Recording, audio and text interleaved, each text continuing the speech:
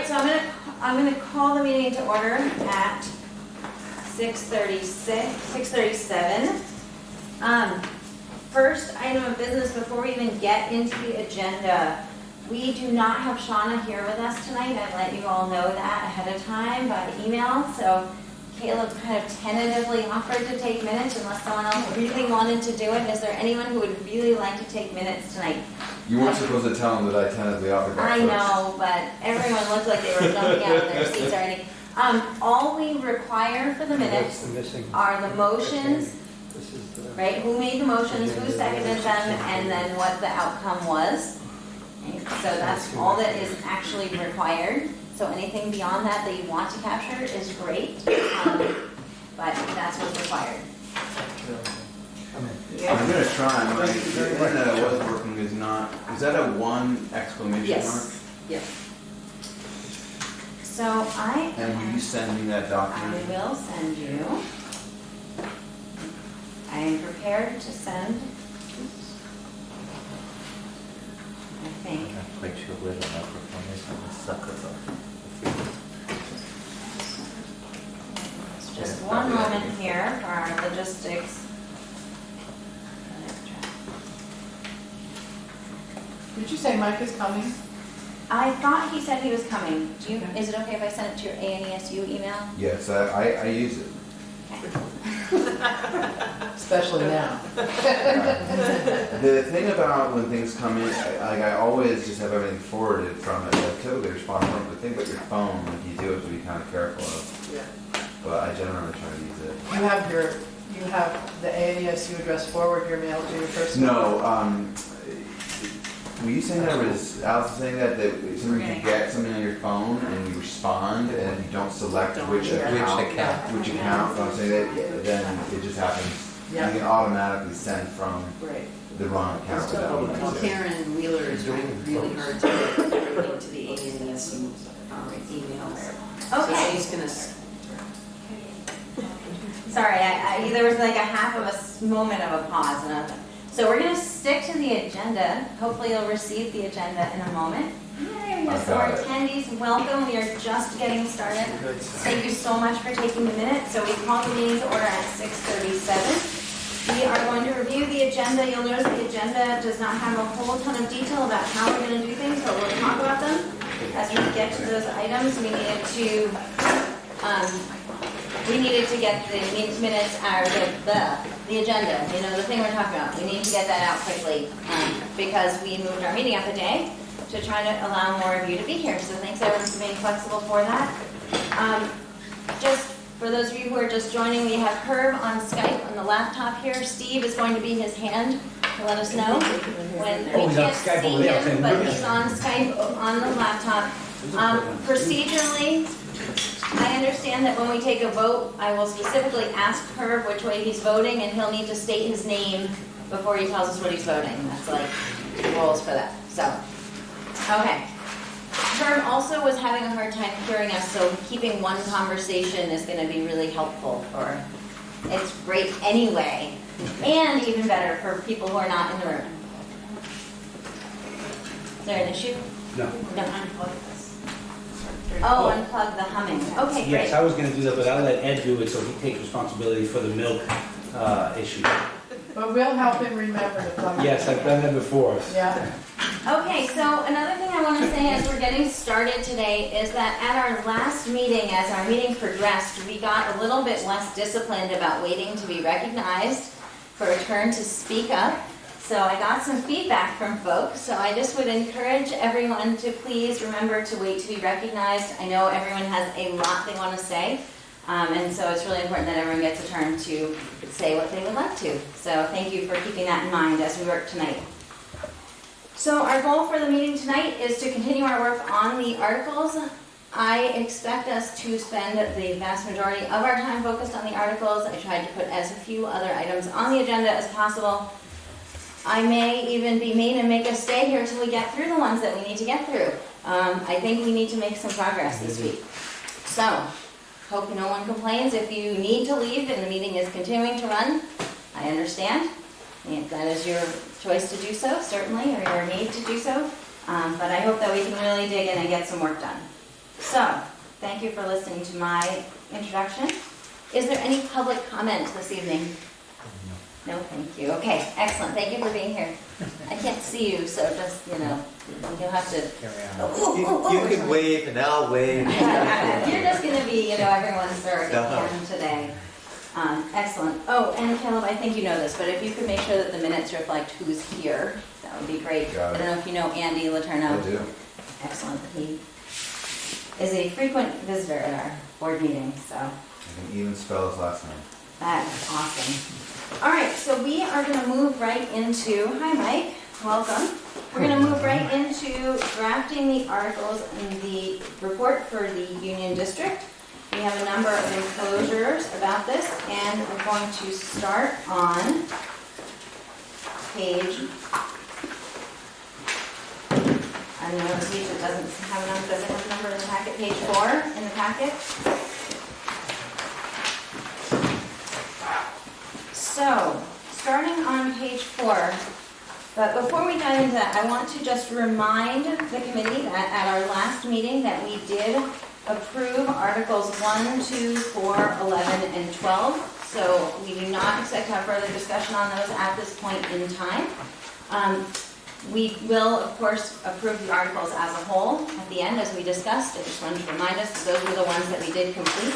I had to double check my notes because we talked about so many different ones. We wanted to make sure we had a clear listing of those. That was 1, 2, 4, and 12. 11 and 12. Yeah, 1, 2, 4, 11, and 12 on our May 19th meeting. So also on our May 19th meeting, there were 4 articles that we noted that had what I would call quick clarifications, where we had just a question about some of the wording.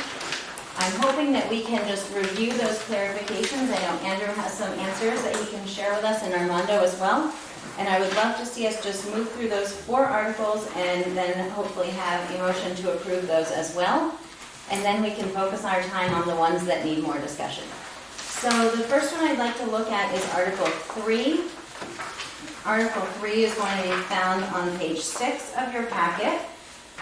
And Article 3 talks about what grades we're going to be operating.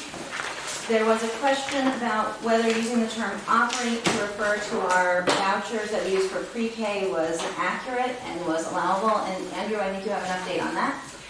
I got an answer from Nicole Mace, which was concurred with by, she's the executive director of the VSBA, and Donna Russo-Savage, who's the staff attorney at the agency, concurred. Nicole said, "My understanding is that all districts are currently deemed to be operating pre-K by virtue of paying vouchers, regardless of whether they are also operating their own program in-house."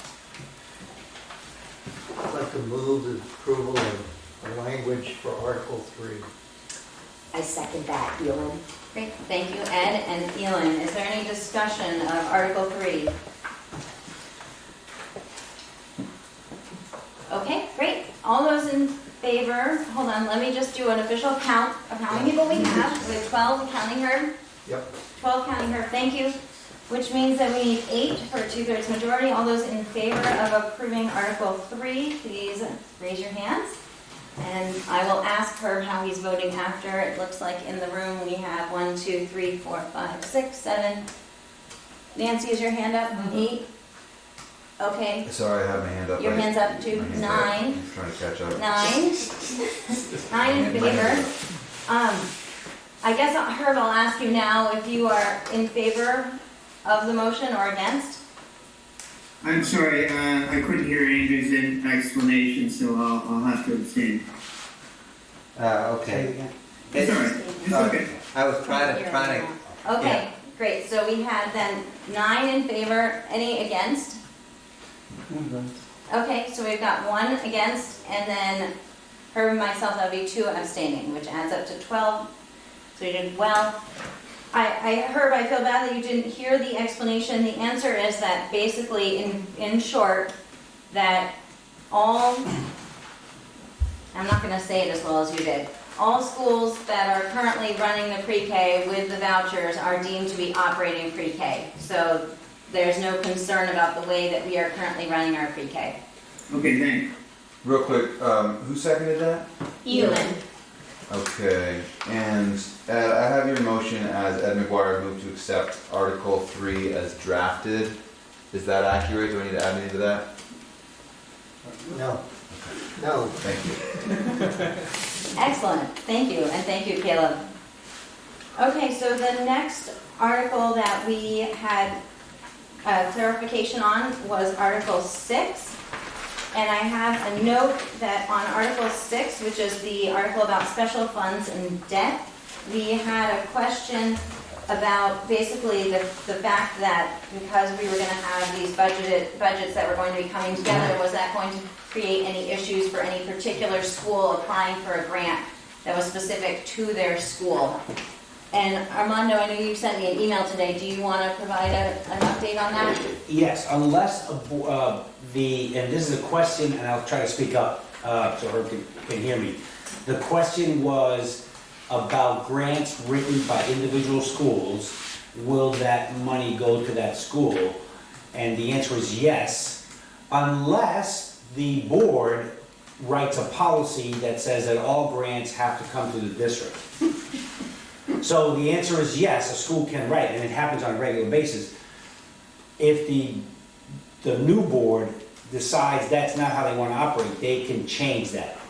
But I doubt they would, because then who would be writing grants that are going to then get absorbed by the general fund? So in experiences that I've had when I called around, yes, local schools can write a grant specific to their school and be accepted. There may be a process that the district has to go through, but yes, the answer is yes. Great, thank you for that clarification. Is there any further discussion about Article 6? Nancy? Oh, I'm just Nancy. wondering whether we want to add a D to Article 6 that specifically speaks to that. discussion? Sarah? I just think we have to be really careful about the fact that we're not elected, so us making the rules seems like we're going too far. So I think we should make sure that we elect the right people to the board, and then hopefully those policies will be made. Nancy? I wasn't at all, Sarah, meaning to I like the make a suggestion. rule about, I wasn't intending, I didn't mean to sound like I was intending that we make a rule about what policy board, the future board could or couldn't make. I was suggesting that that if this might be something that people voting on this would be concerned about, it might be reassuring to put into words what Armando just told us. Oh, Andrew? I think the language in here may speak to the concern. It says scholarship funds or accounts held by school districts prior to June 30th of 2018 that have specified conditions of use will be used in accordance with said provisions. So I think that this makes clear that the intention is that anything that has been designated for something continue to have that designation. Wait, hold on. Okay, I saw Ed. Did you still have a comment, Ed? I was going to say that I expect that the board that's elected will behave reasonably on these matters. Yes. I don't need to tell them more than that right now. Okay, Galen? I was going to say that actually, the less we have, the better. But I'm actually a little bit worried. It says scholarship funds are like accounts held prior to June 30, which sort of implies that you can't go do something going forward. So, to me, that the line you pointed out goes the other way. Andrew? So I guess I'll say one thing and then I'll give an example that I know about. I think it would be unlikely that a school board would accept a grant or a gift for one purpose, which if it was after June, the new board would accept the gift for one purpose and then change their mind and decide to use it for another. I do know that this has happened. One of our middle schools was, they actually applied for a grant and lost the grant, and some folks decided that they wanted to just give them the money.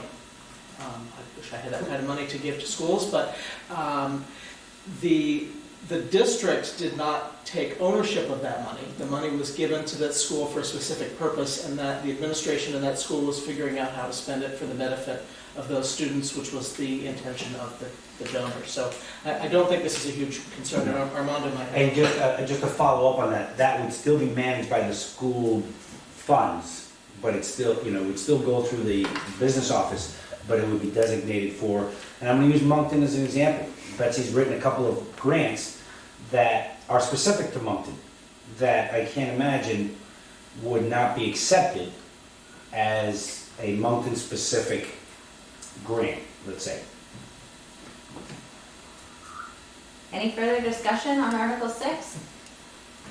I guess I just, Mike? Sorry, you weren't here when I said I was gonna ask everyone to wait to be recognized tonight. Mike?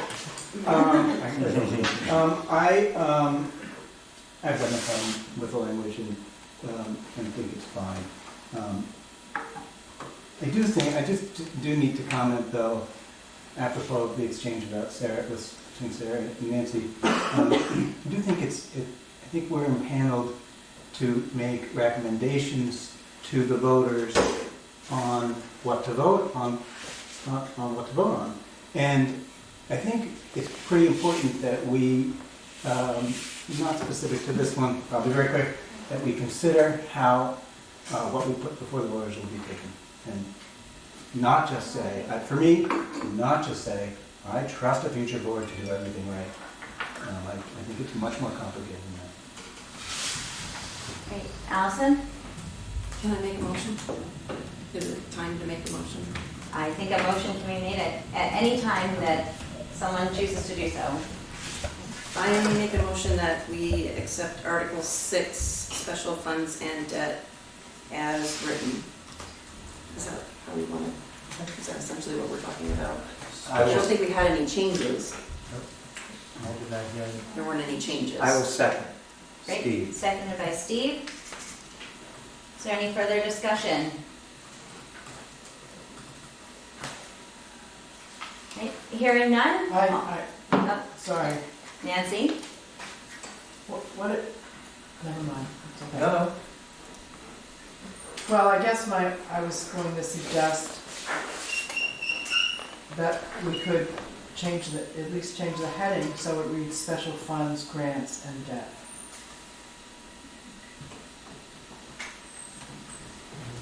Allison? I think when we start identifying specific things and adding them and adding them and adding them, it's going to end up being special funds, grants, scholarships, on and on and on. So I think special funds covers everything, whether it's a grant, whether it's a scholarship, whether it's a donation to a specific school, it's covered. Armando? And it's just clarification, and maybe Andrew can, Nancy, you just mentioned debt as one of the three things, I think just the grant, scholarships, debt. Debt is not part of it. Debt does go to the new entity. It's the type. Right, I mean. It's capital debt. It's capital. Oh, It's part of the capital debt. Yeah, okay, I'm sorry. Andrew and then Steve? And this is more of a general comment than specific to this particular article, but when we send this package to the attorney to review, they will give us some feedback about things that perhaps should be slightly different. The important thing, I think, is that we get the concept clear among members of this committee so that we can work with the attorney to make sure that the language accomplishes that goal. Great. And Steve, did you have your hand up? I did. And this, I understand exactly both Mike and Nancy's concerns, which is making sure in some fashion that the voters' concerns are addressed. I agree with the committee as a whole that I don't think it belongs in the articles, but I do think it belongs in something that I would call, frequently asked questions or what have you. I mean, it's very important that people in Lincoln, for example, understand that they can continue to have the Friends of Lincoln School, and that those monies that are raised by the community of Lincoln can continue to go to the Lincoln School for the benefit of the students at Lincoln School. So, that's my 2 cents. Great. Any further discussion? Great, so all those in favor of the motion, which, Kale, can I know you're typing, would you mind reading us the motion? Yes, I mean, no. Allison Sturtevant moved to accept Article 6, Special Funds and Debt as written. Great, so all those in favor of accepting Article 6 as written, please raise your hands. Great, we've got 1, 2, 3, 4, 5, 6, 7, 8 here at the table. Those opposed? I'm not, I'm going to be voting against that. Great, okay, so Herb is voting against, Thank you, Herb. and those abstaining. Okay, so that means we have 8 in favor, 1 against, and 3 abstaining. 8 is enough to have our 2/3 majority this evening.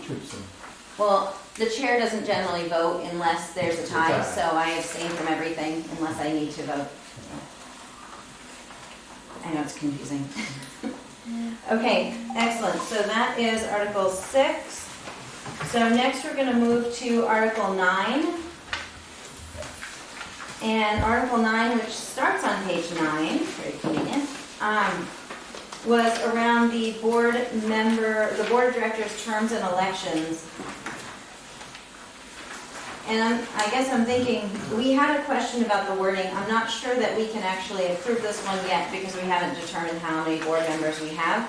But the specific question we had on Article 9 relates to the phrasing where it talks about the months between the date of the organizational meeting of the school district, blah, blah, blah, blah, blah. We were wondering if it should be less or plus. Right? Does everyone remember that discussion from last time? I see some head nodding. It was a very confusing discussion and confusing wording. Andrew has the answer for us. Andrew. Well, I don't know that it's an answer, but I have the way that it is intended to be read. So, it is read to mean not that those months are subtracted from the total term of 1, 2, or 3 years, but rather that they are subtracted from the period of time between the organizational meeting and the annual meeting. So in essence, the 1, 2, or 3 years plus those months. Those are not my words, but... So I can only personally say that having heard that, I feel like it's the kind of thing that you have to trust the lawyers to know what they're talking about.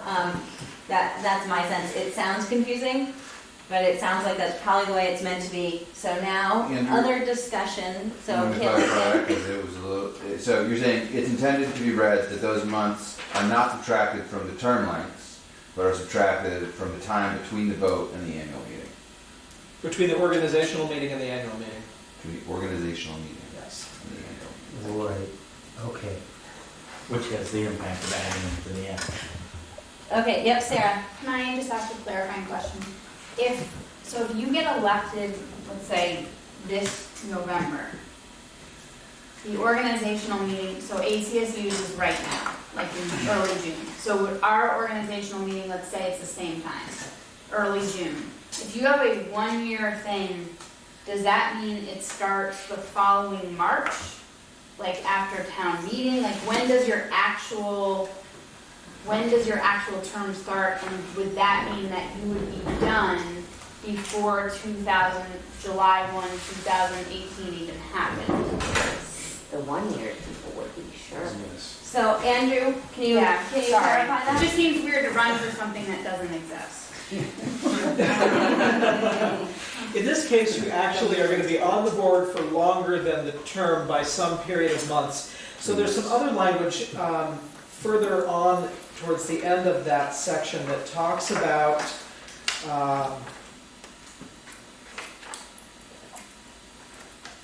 when the annual meetings are on town meeting day, and we. So essentially what happens is the time between you're elected and the first town meeting day does not count towards your term. So your term starts on that first town The meeting day. clock starts running Yes, for your term. yes. You are serving. But, right, you Yes. take. Okay, Sorry. sorry, I know I'm being mean, but No, Steve, did you want to be recognized? no, I'm good. Okay, Ellen, So if they only have 1 year, they will stop before this entity really is in place, but The budget. they're doing the budget and the articles and a whole lot of work before it starts. okay, Mike and then Nancy? I personally would put it into plain language, so that it's understandable. That would be my vote. Okay, Nancy? I make a motion that we put it into clear language. Okay, is there a second? Second? Seconded by Caleb. Any discussion? Andrew? I'd recommend that we ask our attorney to, if they can draft it in clearer language, rather than trying to do it ourselves. Any other discussion? Nancy? Well, I think, I thought Sarah's question was such a good one. I think it would not be very hard to put it in language, even if we need to give an example, to put it in clear language in terms of a person who is elected on November 8, 2016 will begin their term of office on such a date. And walk, it's not going to be hard to write that, and I don't think we need an attorney to do it for us. Great. Allison? How about if we changed less to not including? Okay. So the terms would be, So Ed had his hand up next.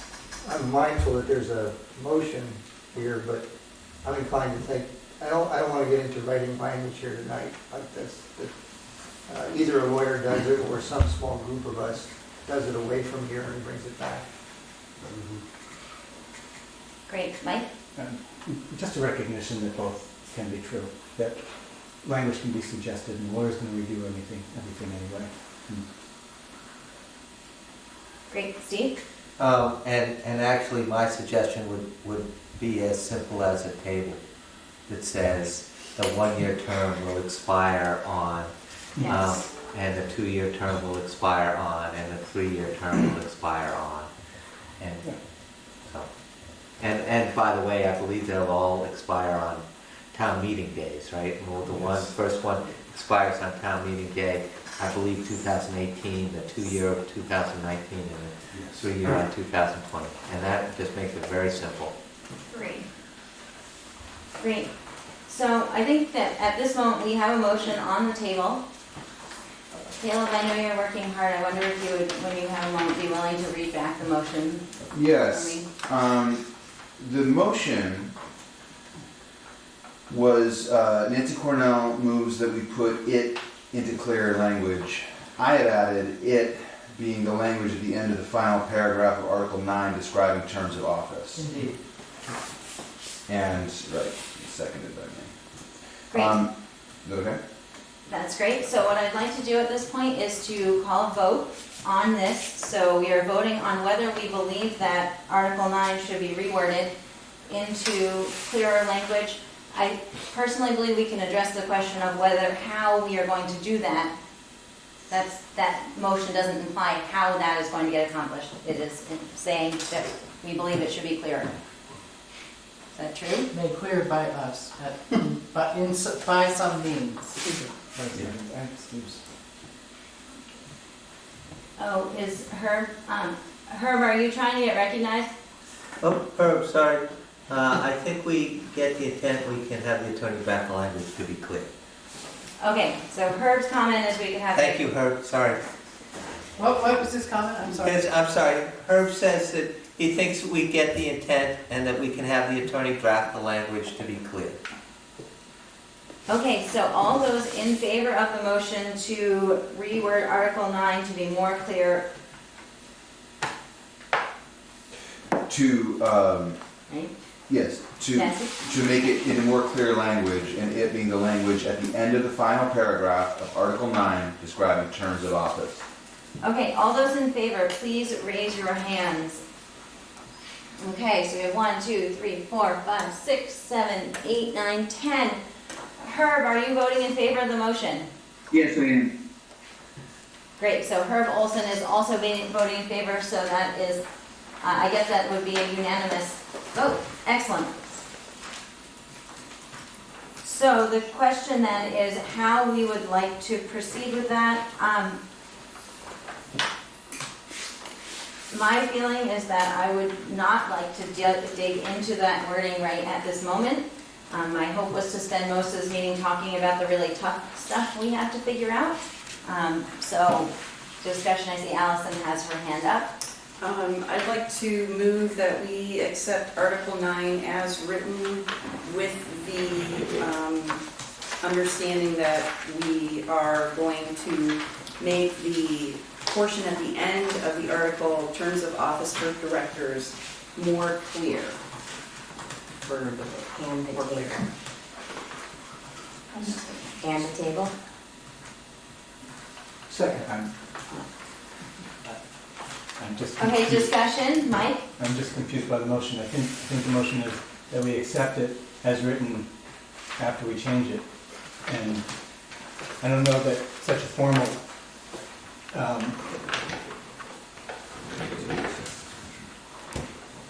that would just confuse me.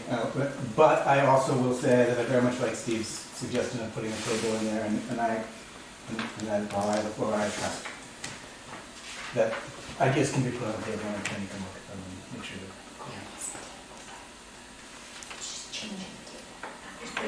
Okay, so we've got a So- motion on the table that hasn't been seconded. Yeah.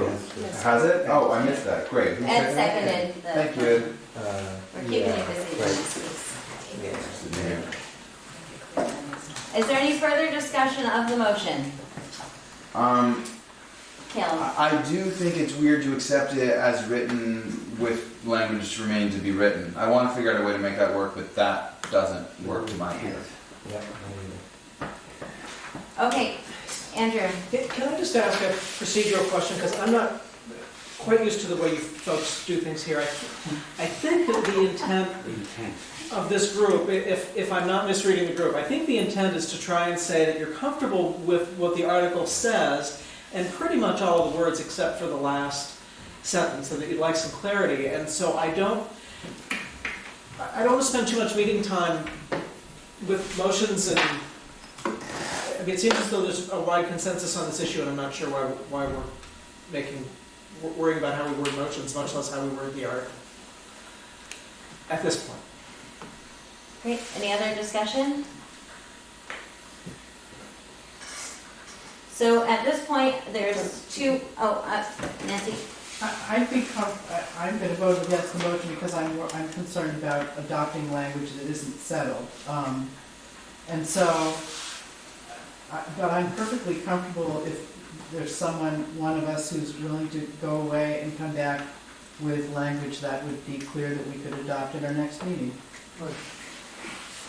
Okay, so at this point, thank you. There is a motion on the table, so I think that we have two options, that the motion, should it not be withdrawn, will be voted.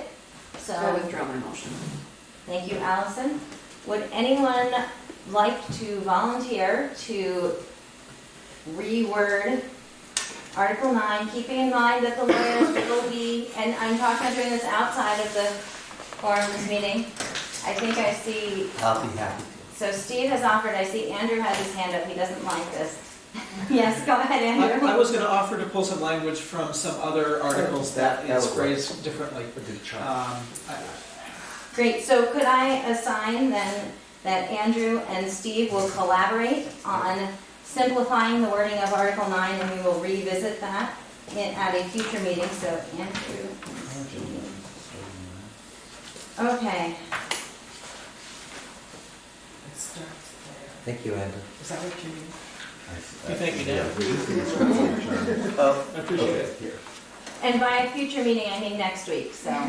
Yeah, we're on it. We Okay, understand. excellent, just want to be clear on that. You're right, Okay, you're right. You can fix it. I mean, Well, we didn't do. everything okay? You good? I think we're good. Okay. Great, thank you. So the next article that we had a minor clarification on was on Article 10, which is voting on the articles and the new board.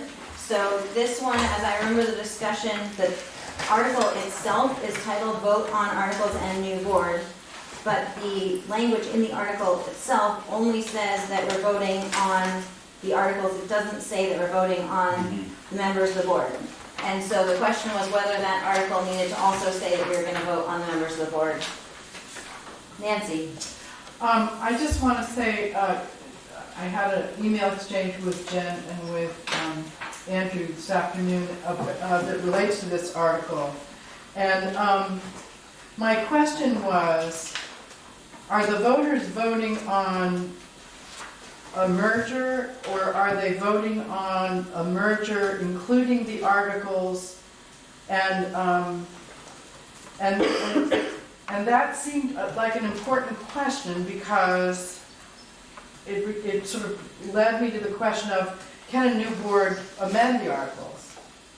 Or are they, because they're voted on by the town, is that something only the towns can amend? And I don't know, part of Andrew's responses was, this is a question that hasn't been tested yet. But now that I look at this article again, I think that it is implied here that the voters are voting on both the idea of a merger and the articles. And I just think that's an important question for us to ponder and seek a legal opinion about. Okay, Allison? Okay, so I found the Chittenden South Supervisory Union, which includes Heinsberg, and they're voting on June 7th. And their Article 11, vote to establish unified district and election of school directors. The proposal to establish the unified district will be presented to the voters of each forming school district on their date. The candidates for the board will be elected on the same date as required by law. Pursuant to 16 VSA Section 706E, Subsection B, nominations for the office of school director representing any district town shall be made by filing with the clerk of that school district town proposed as a member of the unified district. A statement of nomination is signed by at least 30 voters in that district, or 1% of the legal voters in the district, whichever is less, and accepted in writing by the nominee. A statement shall be filed not less than 30 nor more than 40 days prior to the date of the vote.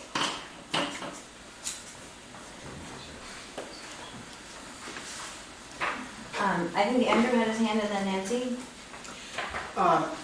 So I don't think we have the language in these articles about how the directors would be nominated, because I don't think this committee has decided how you want that to happen. So I think that's part of the reason that that's missing at this point.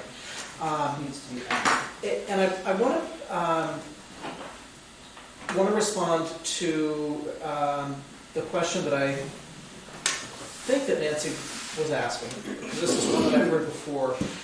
The question it has been asked maybe slightly differently than she did. The question is, what can the new board change about the articles? And the short answer, which I've heard from a number of attorneys and folks in the agency and other organizations, is true that it has not been tested in court, which is why there's a little hesitation in terms of giving it an absolute certainty. Everybody I've spoken to has said that they think that if there is something on the ballot that the voters have specifically voted on, that most likely the only way to change that would be to have the voters again have a different vote.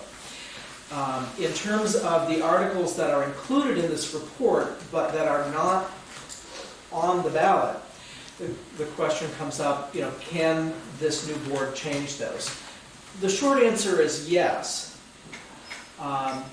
but there's also some firm qualification. If, for example, there was an article that said you needed a supermajority to make some decision, The consensus view is that in order for that board to change the process, which has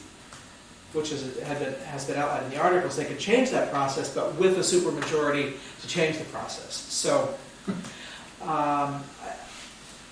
I think this leads to the wanting to be too cautious about how many restrictions you put on a new board, because it may require that they jump through hoops that you haven't anticipated to be able to govern effectively. And that, it's fine to put in things like, I know you've probably all looked at school closure articles, and there's a wide variety of how many years and how many people have to vote and what you have to do. And I think that those generally have some sort of a timeline or some sort of a reasonable voting requirement on the board. But I think we want to be very careful in other areas in terms of adding in things that seem perfectly reasonable to us now, but that when it comes time for a new board in 5 or 50 years to act on them, maybe made more difficult by restrictions that we could contemplate putting in the articles today. And I know that was long-winded. Thank you for letting me get that all out. Thank you, Andrew. I think we had Nancy, and I just want to acknowledge that Herb has his hand up, and he'll be after Nancy. Well, it's very interesting to hear you talk about that, Andrew, and from what I've learned so far, in addition to what I've learned from you about it, I think there's a range of opinion about this, but I think from what you said too, it does raise the question about whether the articles themselves should be included on the ballot, and I think that's a question we'll not consider tonight, but it's something we want to keep in mind. Great. Herb? Yeah, can you hear me, Jennifer? We can hear you great. Okay, super. So, I didn't, I'm hoping that I heard Andrew completely, but if I didn't, I apologize. I believe I heard him say that a future board could amend the articles of agreement that were in the report. If that's correct, you may have consulted some folks. I think I disagree. I mean, the statute says that our articles of agreement are intended to govern the future union. And I'm not sure how you could have them govern the union if they can be changed by a future board. So, and again, I apologize if I didn't understand Andrew. I apologize. I think you understood what he said. We have a lot of hands up. I just want to be clear that what we're talking about right now is Article 10, which is about voting on the articles and the new board. I realize that some of these have broader implications for us with the articles. Article 11. 10. 11's already done. She read Article 11 from the Chittenden board. Got it. Yes. That's where you got 11. Oh, it's their article number 11. Okay. Great. All I'm good. right. And you touched my arm. Was that because someone over? Okay, Steve. If what we're going to discuss is really just Article 10, then my comment was not germane. Mike? On the same topic of voting on the articles, isn't there an analogy, local government folks will know this better than I, you don't exactly vote on the zoning or the town plan. I mean, it's not on the ballot, yet the voters would have to vote to change it. Steve, I would love to hear your perspective on that. So this is actually, the town of Moncton has gone through this process, and in fact, the town of Moncton voted as an article on our town meeting to make any changes to the town plan be done by Australian ballot. We could, of course, if we so chose, which has its ups and downs, if we so chose, you could include such an article in this. I think that you're putting a straitjacket on people, and you just need to be very careful.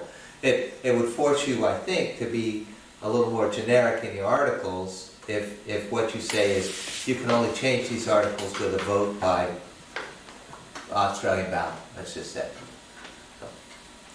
Great. Caleb, did you have your hand up? No. Okay. I think I said Well, Allison Ed next. was, Okay, Ed and then Allison. Yeah. Thank Well, you. Andrew's point about we haven't decided how the directors will be elected, is that going to necessarily be another article, or attached to this article, or left out? So that'll be Article 8, which is one of the ones that I expect we're going to spend some time on tonight. We talked about it some last week, and we need to get into that this evening. Okay. Okay, Allison and then Caleb. so,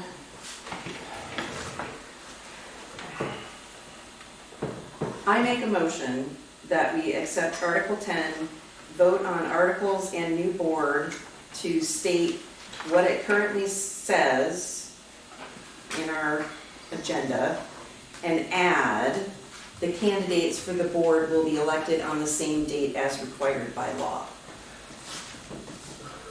Sorry, the candidates will be, The candidates for the board will be elected on the same date as required by law.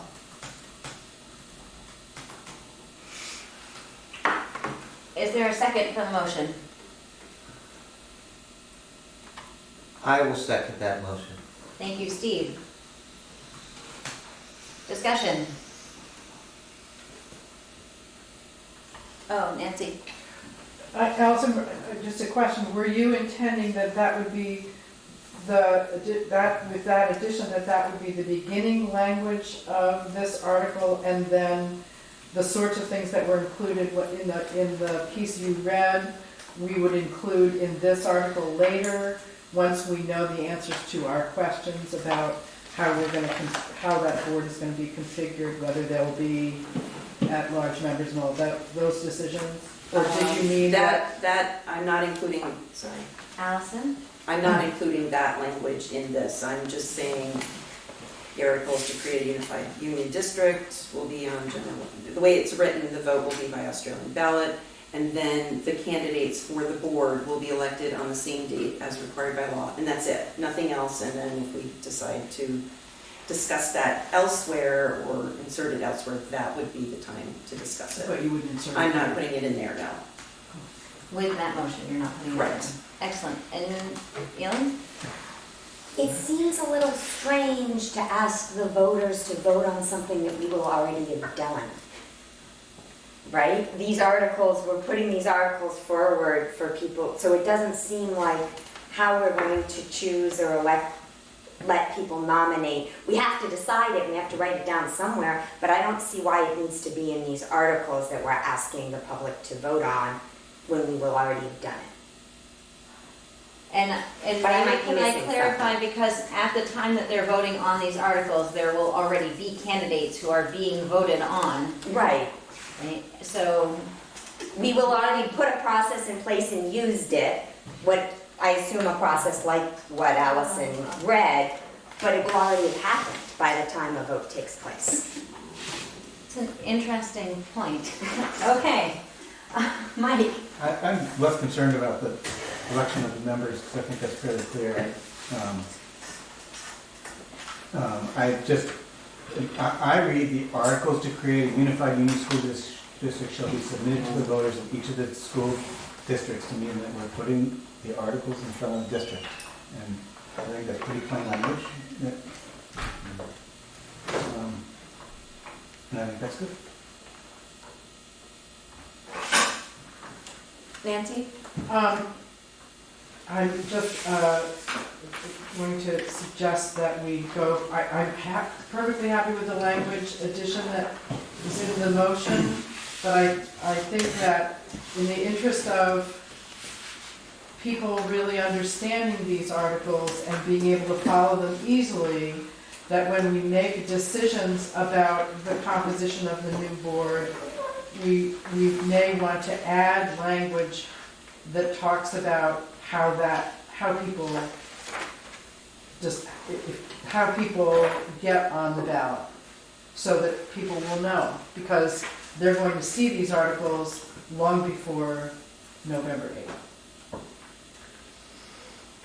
So I want to vote for the motion, but does that mean, I'm asking you, Jen, does that, will we be able to add language to articles we've already approved later?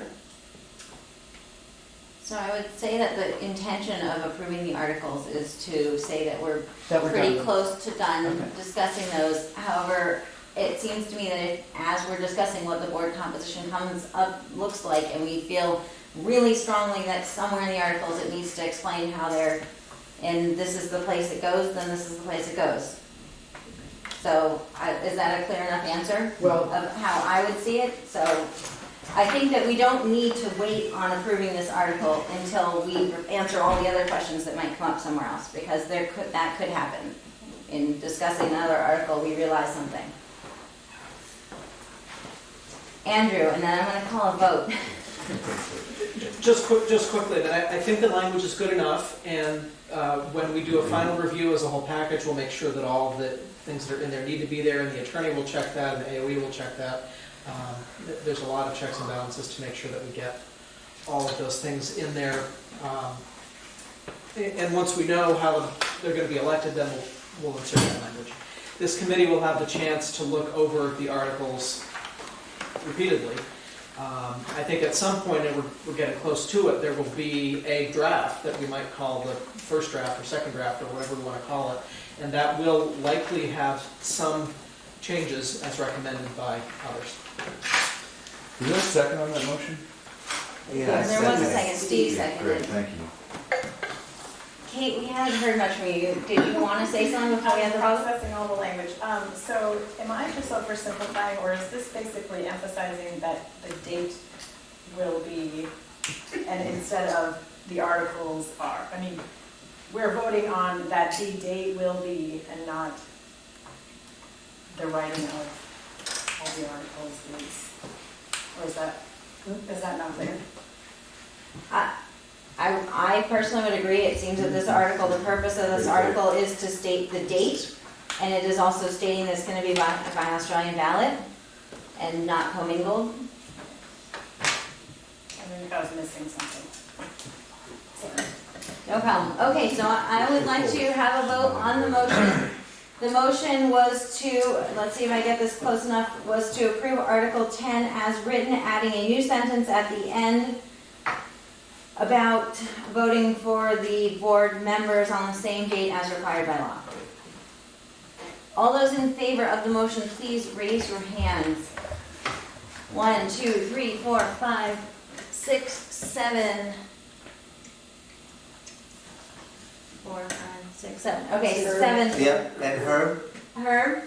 I'm gonna vote no, I don't think the additional language is necessary. Okay, thank you. Okay, so 7 in favor, those against, we have Herb. Anyone else against?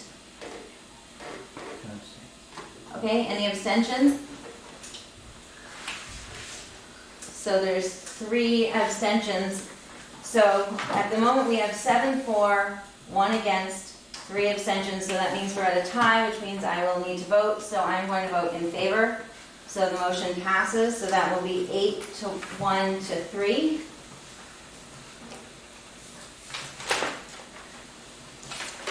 Okay, so Article 10 is settled for now. We need to move into the ones that require more discussion, although I had thought we might cover those a little bit more efficiently than we did. We had a lot of great discussion, as we always do. As we move to those, I wanted to take, not more than 5 minutes to talk about the name. We mentioned the name last time. I don't want us to spend half an hour or 3 hours on the name. Allison had an interesting suggestion. I think it was Allison, who mentioned this to me at the end of the last meeting, what some other areas have done. So Allison, would you like to share with the committee what you've seen in some of the other articles and reports? Some other articles and reports name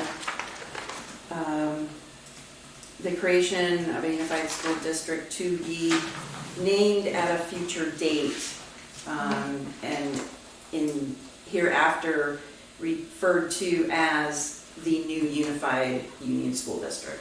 so that the new board could come up with the name, or they could have a community forum and have a contest to see what the name will be, or just, it gives people more time if we can't decide on a name, and it allows everything to move along.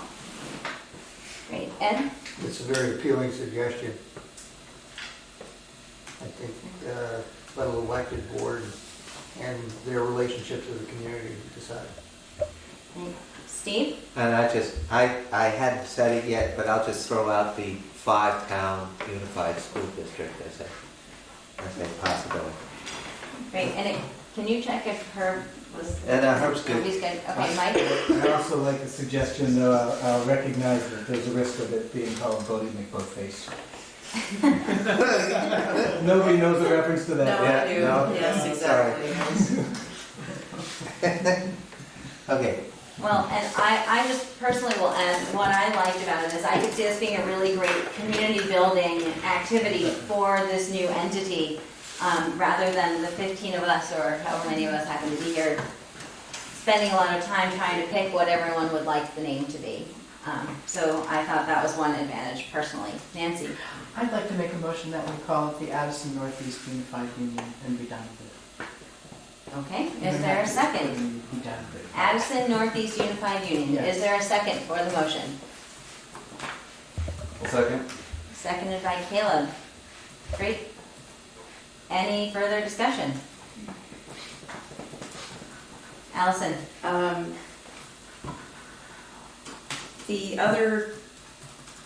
A lot of the other groups are calling it, say, Addison Northeast Unified Union School District. Right, sure. Oh, okay. I mean, You just want Addison Northeast to be the first part. yeah. Okay, any further discussion? Oh, so are you still So discussing? Yeah? Do we need to amend it, or can we just say I that's? amend my motion to read Addison Northeast Unified Union School District. Okay. Yes, Mike? Nancy, can you say a few words as to why you want to just do that? Or? Well, it's simple. We don't have to learn what the new thing is called, and other people don't either. I think the new board will have plenty of other opportunities for community engagement and important work rather than doing a contest about the name, even though that would be kind of fun, I'm sure. I just think they're going to have much weightier matters. I think it helps convince people, helps show people that not everything is changing. I think it's reassuring because it's familiar. Sarah? Is there a way to shorten it to not have it have so many letters? So potentially Addison Northeast School District? Or do you want the unified union? I didn't know if it was saying, if unified and union were kind of saying the same thing, and now we have double U's and aren't two U's. Andrew? I'm not 100%, but I believe that piece of it is required. And I could be wrong, but I think all of the ones that I've seen have used the unified union in their name. And while I have the floor, I'll throw in, Franklin Central is holding a contest because they don't like their name of Franklin Central, they want something else. And I'm just curious why why Mount Abraham hasn't come up. To me, that seems like an obvious. Yes. It's Okay. in one town, right? Or is it in Any further discussion? We have a motion on the table for the Addison Northeast Unified Union School District. Further discussion? Herb, Herb's raising his hand. Herb? There are two different types of districts. A unified union district is very different from just a plain old union district. I'm sorry, different from a what district? Plain old union district. Plain old, okay, gotcha. Okay, They do two different statutory creations. Thank you. great. Okay, seeing no further discussion, we are going to vote on the motion Nancy's motion to call the new unified district, the Addison Northeast Unified Union School District. All those in favor, please raise your hand. And Heather, you can't see us, Nancy. She's the only person. Nancy was our visitor. I just want to be here as your 16-year-old that says, oh, we're part of the anus. I wrote it out just to see what it did. I withdraw the motion. All right, thank you. Okay, can we do that since we started voting? Could she withdraw the motion? Well, that's fair. It doesn't matter. It fails. Okay. Man, and I thought we were gonna knock one out. Okay then. Ed? I'll make a motion to use Allison's suggestion at a future, let the board of directors decide any way they want. Okay, so we have a motion to let the future board determine the name. Is there a second? Elin seconds. Seconded by Elin. Okay. I think we've discussed it a lot already. Seeing no hands up, all those in favor of allowing the future board to determine the name of the new unified union, please raise your hand. And they may All right. decide. We got 1, 2, 3, 4, 5, 6, 7, 8, 9. Herb. That's a yes, although you're gonna still need to write in something, but. All right, so that's 10. Any opposed? 1 opposed and 1 abstention, me. So the motion passes. Okay. Can I Excellent. make a motion, Madam Chair? Yes, I suppose you can make a motion. Go ahead, Herb. You know, I mean, you still are gonna have to fill in the articles with something, and I would take up Nancy's suggestion to call it this, pending the decision by the future board as to the formal name. So is that a motion? Yes. Okay, is there a second? Are you seconding or? So Nancy is seconding the motion. I'm not clear on what the motion is. I just want clarification. I think the motion is, if I got this right, Herb Olson is moving to refer to the new district as the Addison Northeast Unified Union School District until such time as the new board renames it. Isn't that it? Like as we're referring to it in the articles. That's correct, here. Great, and so just for clarification, I know you haven't been hearing all of us very well, so Allison shared, when she was sharing her example, that in some of the articles, that they specifically refer to it as, that, can you read it again? The new unified union school district to be named at a later time, hereafter referred to as the new union, the new unified union school district. So you just put new. So it's not really required that we have something specific to call it for the articles, if we aren't defining a name for it. But that's just, I wanted to make sure that that was clear. Is there any further discussion on the motion to use the name as the Northeast Unified Union School District in the articles? Nancy? I just wonder, Andrew, if you know what Addison Northeast has as a new name, and also what Addison Central has as a new name, and also what Rutland Northeast has as a new name. So I believe Addison Northwest stayed Addison Northwest, and Addison Central stayed Addison Central. I don't know about They're Rutland. ACSD, so they're Addison Central School District. Oh, they skipped the U's. That's what my. Okay, Caleb.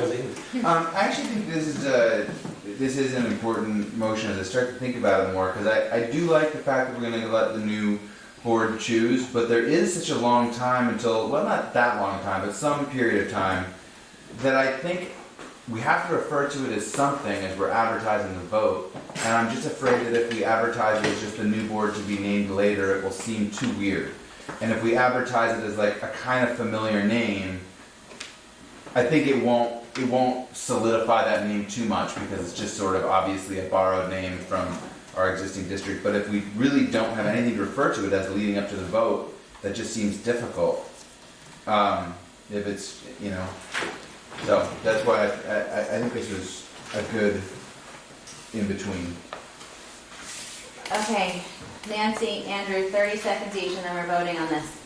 I'm with Sarah, and I think it will solve the teenager problem if we call it the Addison Northeast School District. Okay, Andrew, you had your hand up, and Just- then Armando. To respond to Nancy's question, Rutland Northeast was at red, so they have two districts, Barstow Unified Right. Union and Outer Valley Unified Union School District. Uh-huh. That was the result of their merger. Thank you. Armando? Just, I mean, I think that, I don't think it's our place to name the new district. We want to be really careful with that. Whether there's a contest, whether there's something, or a way of reaching out. Only because I know when we formed Union, when Essex High School broke away from Essex Junction School District and became Union 46, I just said, well, why don't we just call it Essex High School in a meeting like this? And we did. Well, I still think that's the right name. However, the fallout that I received for a very small group of people making a decision about that wasn't worth the wonderful name I gave. So what I would suggest is that we call it something for the in the meantime, and then do something where there is some way where kids are involved, or something where they come up with a new name. That's just it's an advice. Great. Allison? And I'd like to suggest that rather than trying to accomplish that tonight, that we agree that we're going to do it and then revisit it when we have more time and we don't have other articles pressing. Okay, excellent. Thank you, everyone, for the comments. So we have a motion on the table. We have already decided that the official name will be decided by the new board. The motion on the table is to refer to the new Unified Union District as the Addison Northeast Unified Union School District until such time as it's renamed. Yes. So all those in favor of that motion, do you need to? No, I'm sorry, I forgot. There's a problem at the other end of the table. So many meetings, Do I something, just voted. do something that you do. Let's just vote already. All right. All those in favor, please raise your hand. You need me to say what we're in favor of again? Okay. All those in favor, please raise your hand. We have 1, 2, 3. Herb. Yes. Yes, so you're voting in favor? Yes. Yes, so that's 4, 5. And 5 in favor. All those opposed? 1, 2, 3, 4, 5. Any abstentions? 1, 2. Okay, so we have a vote of 5, 5, and 2. So I'm going to say, so the motion does not pass. I'm going to ask that after spending 15 minutes on this tonight, I think we did make some progress. We're going to table the name for some more discussion. We have determined officially that the name will be decided by the new board. It's just whether we want to call it something in the meantime, with or without use. Unpleasant shortenings of the acronym. Okay. Whew. Everyone give yourself more. We accomplished some stuff already. We've got some more to do, but we are doing well here. So we are now going to move on to some of the other articles that we deferred discussing last time. I thought we'd start with a big one, because why not, right? Yep. And start with Article 14. We absolutely need to address Article 14. Article 14 is super important. It talks about the provisions for closing a school. So starting on page 4 of your agenda packet, so on page 4 to 5, I pulled out the generic language as is presented in the complete draft of the articles. So there's the generic language first. We have some proposed language that Nancy sent in, some proposed, I don't really want to call it language, but a proposed concept that Ed sent in, and some proposed language that Sarah sent in. And I only am identifying them by the people just so we can distinguish which paragraph we're looking at, not to point fingers or whatever, give credit or anything else, just to say that there's some different ideas.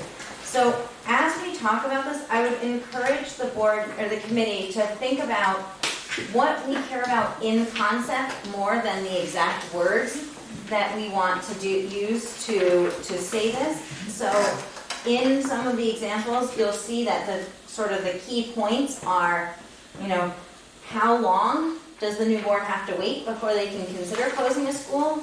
And what are the decision criteria that would need to be, you know, what kind of a vote basically is required to allow closing a school at that point in time? So those are, in my opinion, the two main things. There may be other things that you see as important. We certainly need to answer those two questions. So, Rowan looks like they're reviewing the different ideas here. And I'm going to open up discussion. I see Nancy, Andrew, Ed, and I can't keep track of all of them anyway. So Nancy. I just wanted to ask Ed for a bit of clarification. If I'm reading this correctly, and I just wanted to check that I am, your suggestion is that no school be closed for any reason for the first 5 or 6 years, and after that 5 or 6 years, to close a school, the voters, it must be done by a majority of the registered voters in the town where the school resides. Is that correct? That was, Did I get it Ed, right? go ahead and respond to that question. yeah, I wasn't trying to be legalese accurate, but it was to wait more than 4 years. Also, I'll point out that my statement about repurposing a school, I thought about it, and it probably shouldn't belong here. I don't want to hamstring the new board in that way. I just thought that kind of thing ought to have the same weight of importance as closing a school. Great. Andrew. Yep, 3 quick things. The first is that, I don't know if you folks are aware, it is in statute elsewhere that a school cannot be closed for 4 years regardless. So if you don't say anything, then there's a 4-year minimum. The second thing to address is that, I'm trying to look for the word, grade reconfiguration, that concept is not covered in this issue. So I think somebody mentioned that in one of their possibilities. If you decide that your 6th graders should be in a different building, that it would not be addressed in the closure of the school issue. Last point is that I would be very cautious in terms of looking for voter approval in terms of closing a school, particularly in the town where it's located. That might put the district as a whole in a difficult situation. If you had a very small community with a very small school that was, 20 years from now had 10 kids in it and it was incredibly expensive to operate, if the members of that town don't want to close the school, that puts the rest of the district in the situation of subsidizing something that could be potentially inefficient. Or there could be a huge other variety of situations that would be difficult for the board when you put that level of restriction in there. I do support the idea of perhaps having the board, needing more than a majority or other more reasonable things to make sure that it's a solid vote of the board, but I'm just concerned about asking for the electorate to make that sort of a decision. Thank you. Great. Nancy. I haven't studied all of the approved articles of agreement from the other unified unions, but I think there are a number of others that do require a vote of the town. And I know that you don't think that that's really important, but it might be. Great, thanks Nancy. Mike? I just want to recognize that without a vote of the members of the town, we would be asking, for instance, the majority of the voters of New Haven to vote for articles that would allow their school to be closed without the majority of the voters of New Haven. And I think that's awkward. And I think for people who are concerned about this, I'm not personally particularly concerned about it, but I think for people who are concerned about this, they'd be saying, there could very easily be saying, look, we're giving away the potential to have some control over our school, the local school. Great. Sarah? I think the only reason that, Ed and I both wrote it too, and New Haven is not a small school compared to a lot of the other districts. I think it's pretty comfortable comfortable in its size, and I don't think it's really at risk of closure. But as far as anticipating, I think that we've all done that, just anticipating where the challenges might be from our own voters, that would be, I think, the one from this town. So I think that's why we each tried to just draft something to make sure that it was shown that it was kind of important, I think, to the members of this community. So I don't think there is really a fear. There's not a fear from me, but I think that's why we put it out there. So I'm pretty flexible with the language, but. Great, Mike? Sorry, just a clarifying question for Ed or Sarah, and I apologize if you just said it and I missed it. Supermajority vote of the registered voters? No. Ed? I was thinking that the directors have to vote too, and they would need a supermajority to even, So your concept is that there would need to be a supermajority of the board and then a majority of the voters. of the voters. Yeah. That was my intent. Great. Allison, I think you had your hand up. Are you still waiting? I'm just going to reiterate the clarification. Seeing as how we don't even usually have a majority of our voters vote in our elections, saying a supermajority of voters or 2/3 of the registered voters would be problematic. It's setting the vote up for failure, essentially, because you have to assure that you've got at least that many people. That's not So the intention would be, yeah. can I assume that the intention is if there is a requirement for some proportion of the voters, it's of the people who vote, right? Can I assume that's what is implied in all of the, okay. Okay, excellent, because that would be challenging. I think Sarah had her hand up. I forgot what I was going to say. Okay, Kaylin? I hear what Andrew's saying about the limitations this puts on a future board. You can imagine a town gets really tiny, that town's the only one that can close their school, the school gets really far down. But I think that you can extrapolate a lot of worries around Act 46, and we see it on both sides. And I think sometimes people say there's going to be this new board that's, it's centered in Bristol, and it's going to be our overlords, and they're going to take everything from our schools, and that's too much too. And I think this is a little too much on the other side. I think there are so few places to preserve what reads as local control within some of these articles that I'm reading, and maybe this is another hard place too. But I think that it's important, and I think that I personally don't. I can envision the situation you're talking about. Like, yes, I can logically see where it gets there, but I choose to think that wouldn't be actually the way it would play out, because it's still a relatively small tax base, and those voters in that town are still subject to the same inefficiencies. They're just shared across all 5 towns. So it's not as though the one town that refuses to close their school when there's only 3 kids left at it is somehow immune to the effect of that. And I think it just comes back to a little bit of trust on both sides, trust that the more centralized board isn't going to be a total loss of local control, and trust that leaving some local control with the communities isn't going to hamstring the new board. And this is an example where I think I kind of fall on. I'd love to see something like this included if we can. Steve? I think that in considering this, I think that what we ought to do is perhaps take it in pieces. And the first piece would be whether or not we wanted to include language that would require a majority of either a majority of the voters in the district or a majority of the voters in the town where the school was being closed. That would be my suggestion. I think that's a great idea, Steve. Give us something, smaller pieces to try to get to. So Armando. And actually, 2 things. One is you cannot hamstring the future board by saying they cannot close a school, or in some capacity.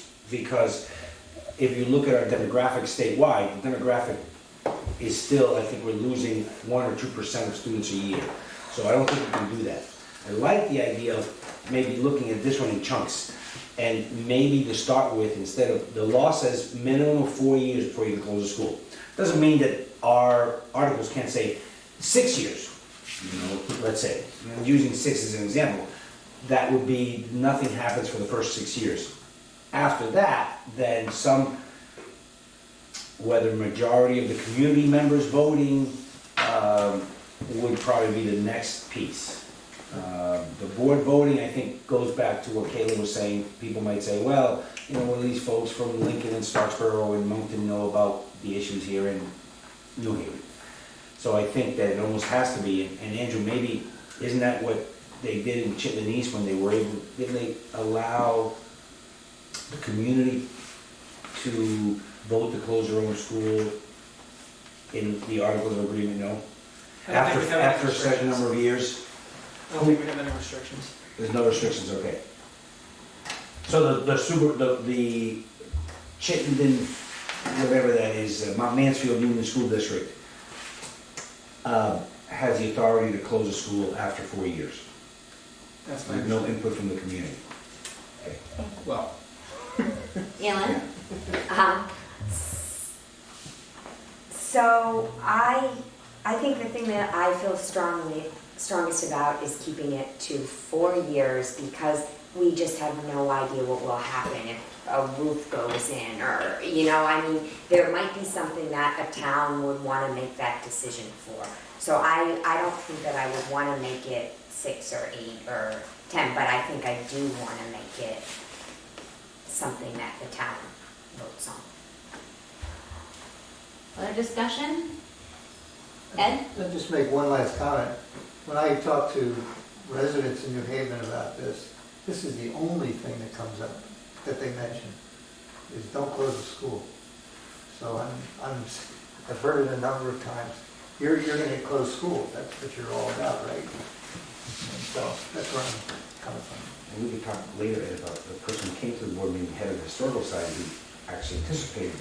Remember? Yeah, yes, you're right. Which was a different perspective. Right. But I don't want, that's a different thing. No.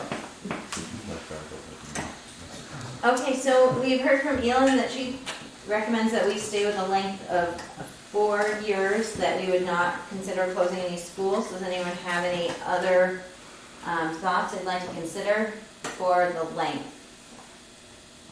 Mike? I have no problem with 4 or no mention of years, as long as there's a majority of the voters of the town supporting the decision.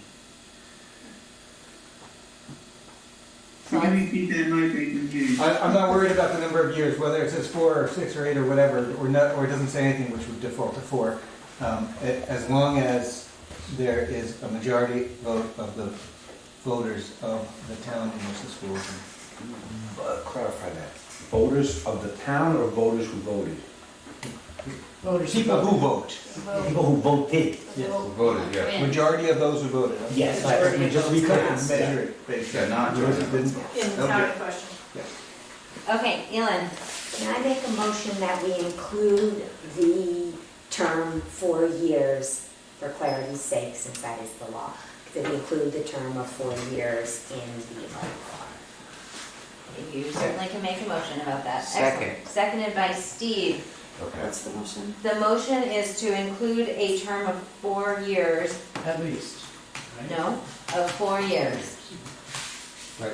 As and you didn't say this in the motion, Right. I'm now editorializing your Great, motion. please. That the board would not close any school, the unified district shall not close any member school within its boundaries during the first 4 years of operations. That language, that sounds good? Perfect.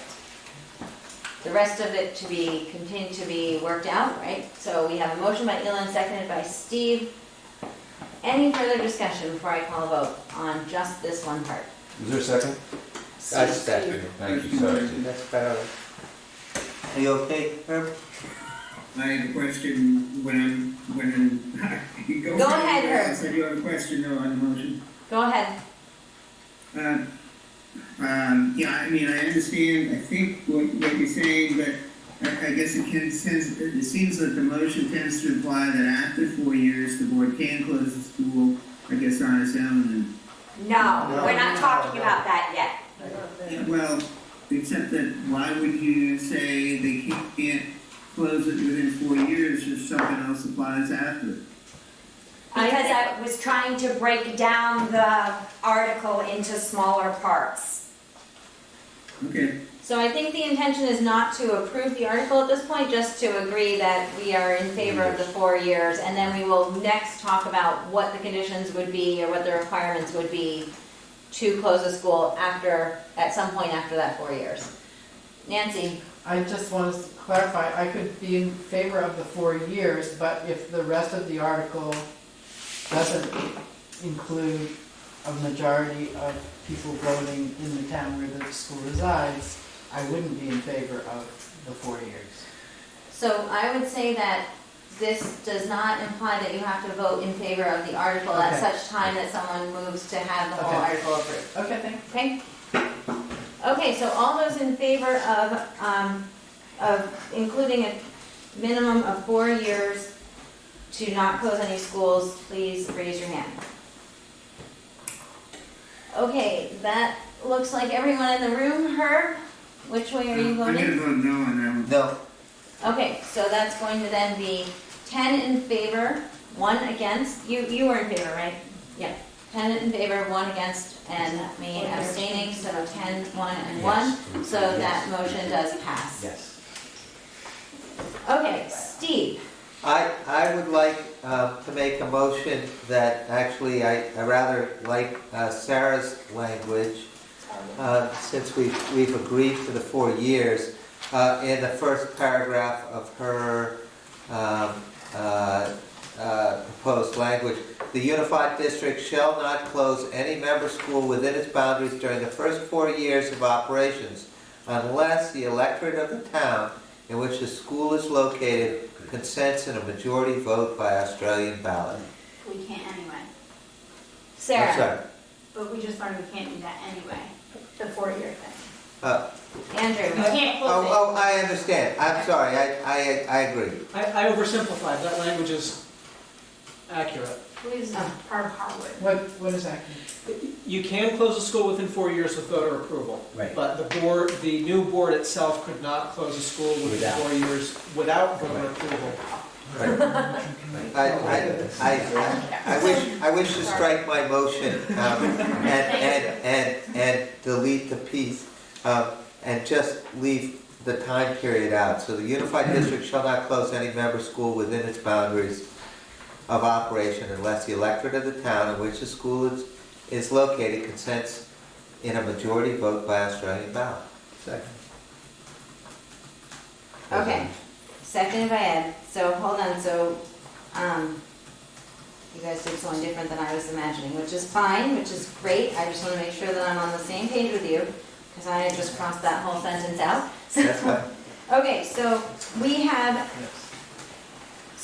already said that the minimum to close a school would be 4 years. So this would be maybe the second statement then in the article, or Yeah. something like that, where it would be the first paragraph that's under Sarah's proposed language, removing during the 4 years, The during first the 4 years. first 4 years Yeah.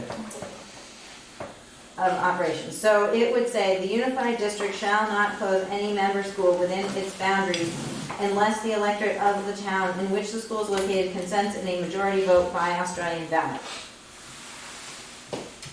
Okay, so we have a motion by Steve, seconded by Ed. Caleb, how are you doing?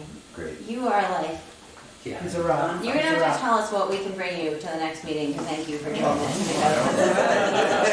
I'll have Karen send out an email. Okay, so we have a motion on the table, any discussion? Wow. This is a first. Okay, all those in favor of the motion to use the language, well, do you need me to read it again? Yes, you need me to read it again, right? Basically, that the town with the school that will be closed has to have a majority vote by Australian ballot. All those in favor, please raise your hand. All right, oh my gosh, we have everybody in the room with their hand up, and Herb said Herb. yes. Is that correct, Herb? Yeah.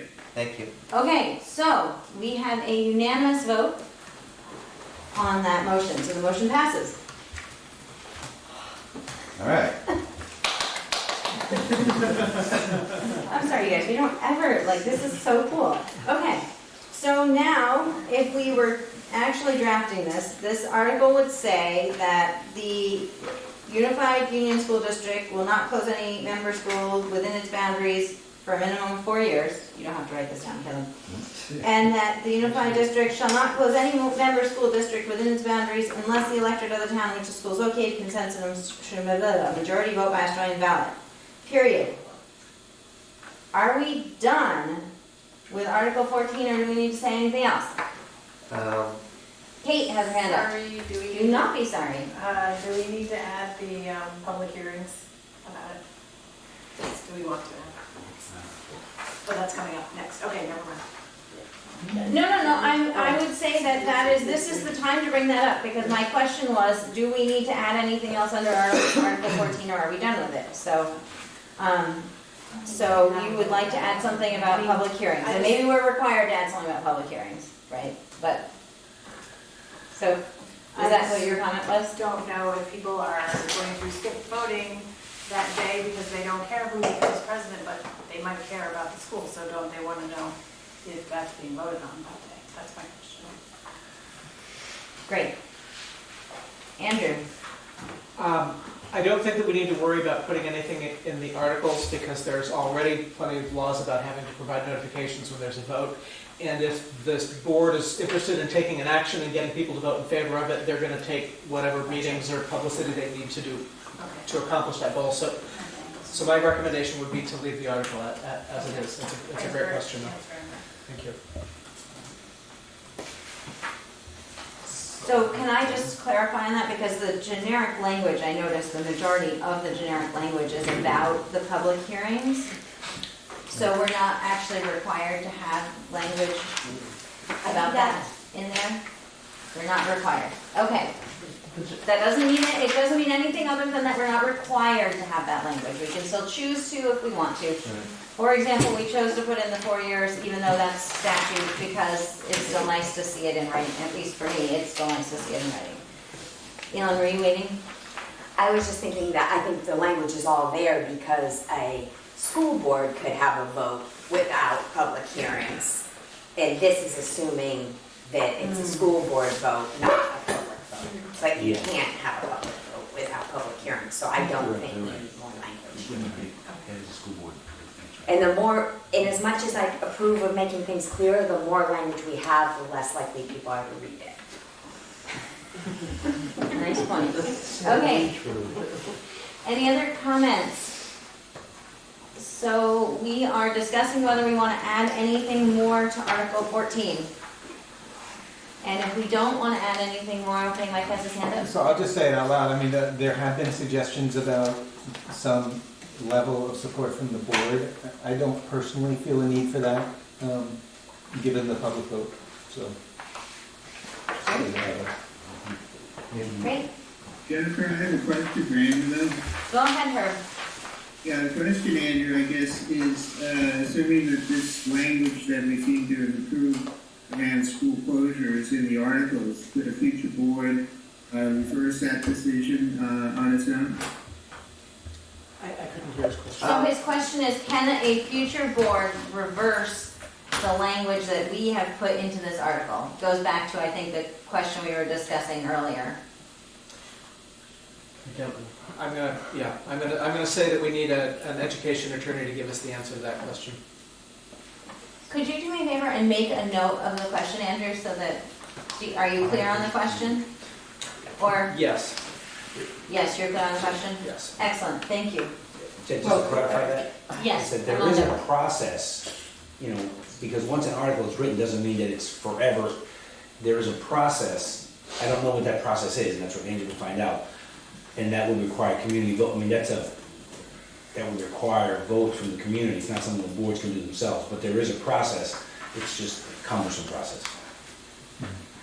Okay. It's like amending your Nancy? It's exactly. I think it's two Okay, questions. hold on, sorry, hold on. Are you ready for Nancy? In a way, it's two questions, and then I have a comment about this article. It's can the Unified Union Board amend the articles?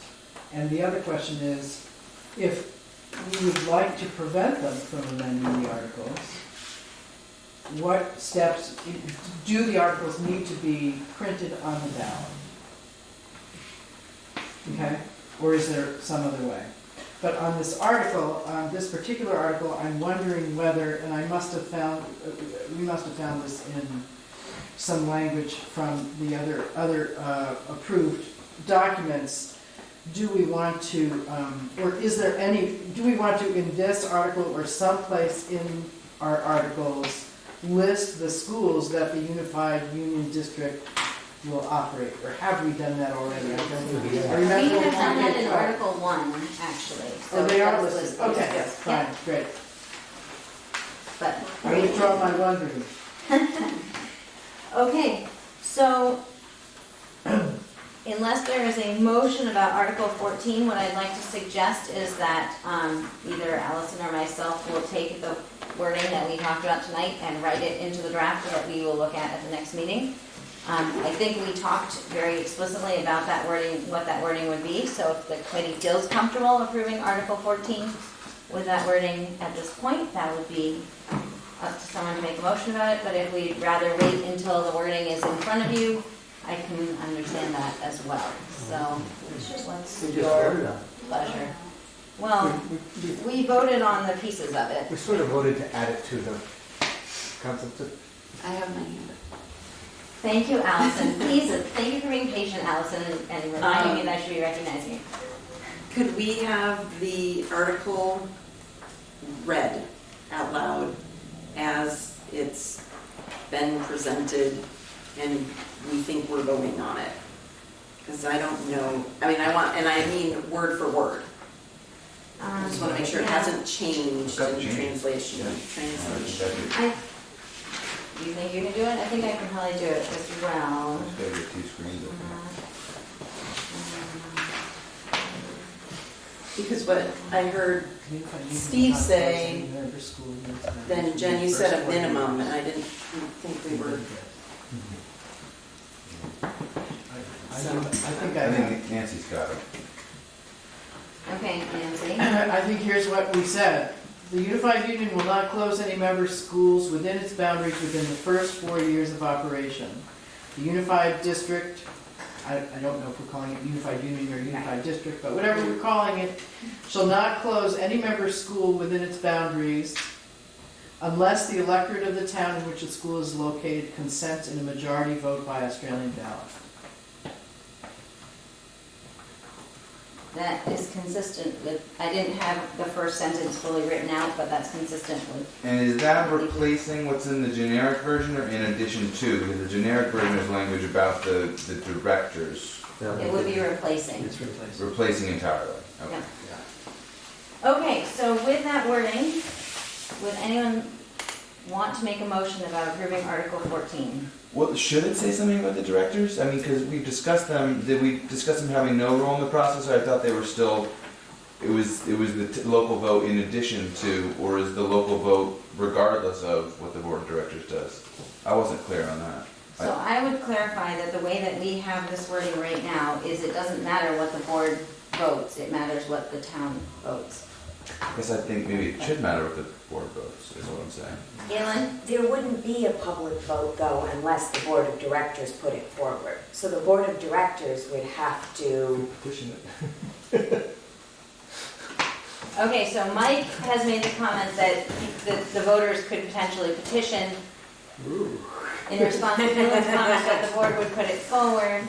Okay, so this is opening up a whole new, I think that the question though, right, the question for us is, do we need this article to state that there's some action required, some specific action required by the board in addition to the vote by the community? Mike? That scenario scared me enough that I think it should include a majority of the board, followed by a majority of the members of the community. Well, And you. Caleb? And maybe so that we're not stipulating what a board vote needs to be or putting a particular onus on them, just saying that the proposal has to be initiated by the board. And that the towns then have to vote on it. And that way, however it comes out of the board, we're not saying the board shall vote on it by 2/3 majority, and we're just saying the proposal's gotta come from the board to close the school. Steve? So, and this is something that I was looking at, and you could in fact just co-opt that generic language and speak of an affirmative vote of the Board of Directors shall be required to approve the closure of a school prior to holding a vote on whether to close a school. This could be your third paragraph. On a vote, that vote now being assumed to be the Australian ballot vote in the town that's going to have it closed. The board shall hold public hearings regarding the proposed school closure, at least one of which must be held in the town in which the school is located. Following the public hearings, the Board of Directors shall give public notice of its intent to hold a vote on whether to close the school, stating the reason for that closure, period. And I don't think it's at least 10 days prior to the vote, I don't know. But, So, can I just, no? I just want to clarify, and then, so you're saying that this would be the Board of Directors giving notice of the board's intention to vote, or the intention for the community to vote, or the actual vote of the community? I guess I was thinking of it, and it probably the wording is not proper. If the Board of Directors would be calling for basically a special town meeting for each member of the district, including the one that was having their school closed, or that they were proposing closing a school. I would want to write the language. It's not. Caleb? I would suggest maybe using, I'm imagining, of the two things we approved, the first one was about the 4 years. I think that could be the first paragraph. I think the second paragraph could basically be this is written, but with the language change, shall be required to propose the closure of a school rather than to approve. Because that's kind of what we're saying, is that we want the towns to be able to vote on it. So if you read these and instead of approving the closure of a school, the board is proposing the closure of a school, then the third paragraph can describe that each town has to vote on it. And that to me seems like a pretty clear process. Like, you can't do it within 4 years. If you do it, the board proposes it through this process. If they propose it, the town has to vote it. Just a suggestion. Okay, Elin? I think if you add them all together, it means everything has to be warned and there have to be all these public hearings twice, which seems, I'm not sure how I feel about that, but I really think that once we're starting to put these together, that maybe I would rather, feel like we're writing by committee and that it would make more sense for two people to go and work on it and come back. Since I feel like we're all on the same page. Allison? I was thinking maybe we just take what Sarah wrote. We have the first two lines, which is essentially what we're saying. And then the next line, after 4 years, an affirmative vote of at least 2/3 majority of the Board of Directors shall be required to close the school. I'm sorry, did you say 2/3?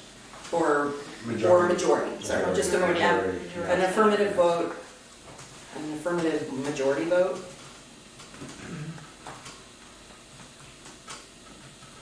So I'm sensitive to the suggestion that maybe this is something that's better to have a few people work on and bring back, because I do feel like we're fairly close on the attention. That there's one thing that's occurring to me as we look at the paragraph under the generic language, which we may or may not want to keep.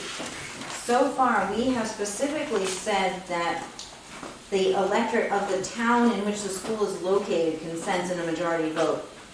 To me, that doesn't imply that any of the other towns are voting.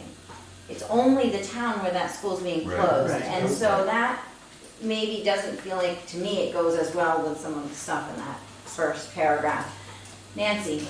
Can I also just note that Sarah's language around the voting role of the board has some specific language about the number of people on that board from that town who have to vote in the affirmative. So I think that's something interesting to consider too. Keeping in mind that we have already said that the electorate of the town has to vote, which seems But like if a more this is- stringent. My point is, if we're considering the board being the first gate, Sarah had some particular language about that gate that is, I think, worth considering. I'm not, This was from, I believe, Harwood. from Harvard? Sarah, do you want to say more than that? No. Okay. The retroactive hand raise. Okay, so here's what I would like to do. I would like to, in a moment, request 2 volunteers that will work on this to be ready, like, really soon, because the agenda packet for next week is probably gonna go out on Friday, which means it needs to be to me by like Friday, 9 a.m. to get in the next agenda packet, if at all possible. So we're looking for someone who could type up the 2 lines, the first 2 things we've already approved. If you need it, I have it written down. And then to work on what might be included as far as the board's role in that proposing to the community. Does that make sense what I'm asking? Good. Really quiet. Erin is jumping up and down. Is there anybody who would be willing to work on that? So Andrew would be happy to collaborate with Elin. Great. Oh, I'm not going to be here next week. Does that make a difference? No. No, it's too Friday morning. It's like the approval cycle, man. Everything starts backing up and backing. Okay. Thank you, Elin and Andrew, for working on some additional language there. Do you need us to send you the 2 sentences that we had been talking about, or do you have that? It would be great if you sent us.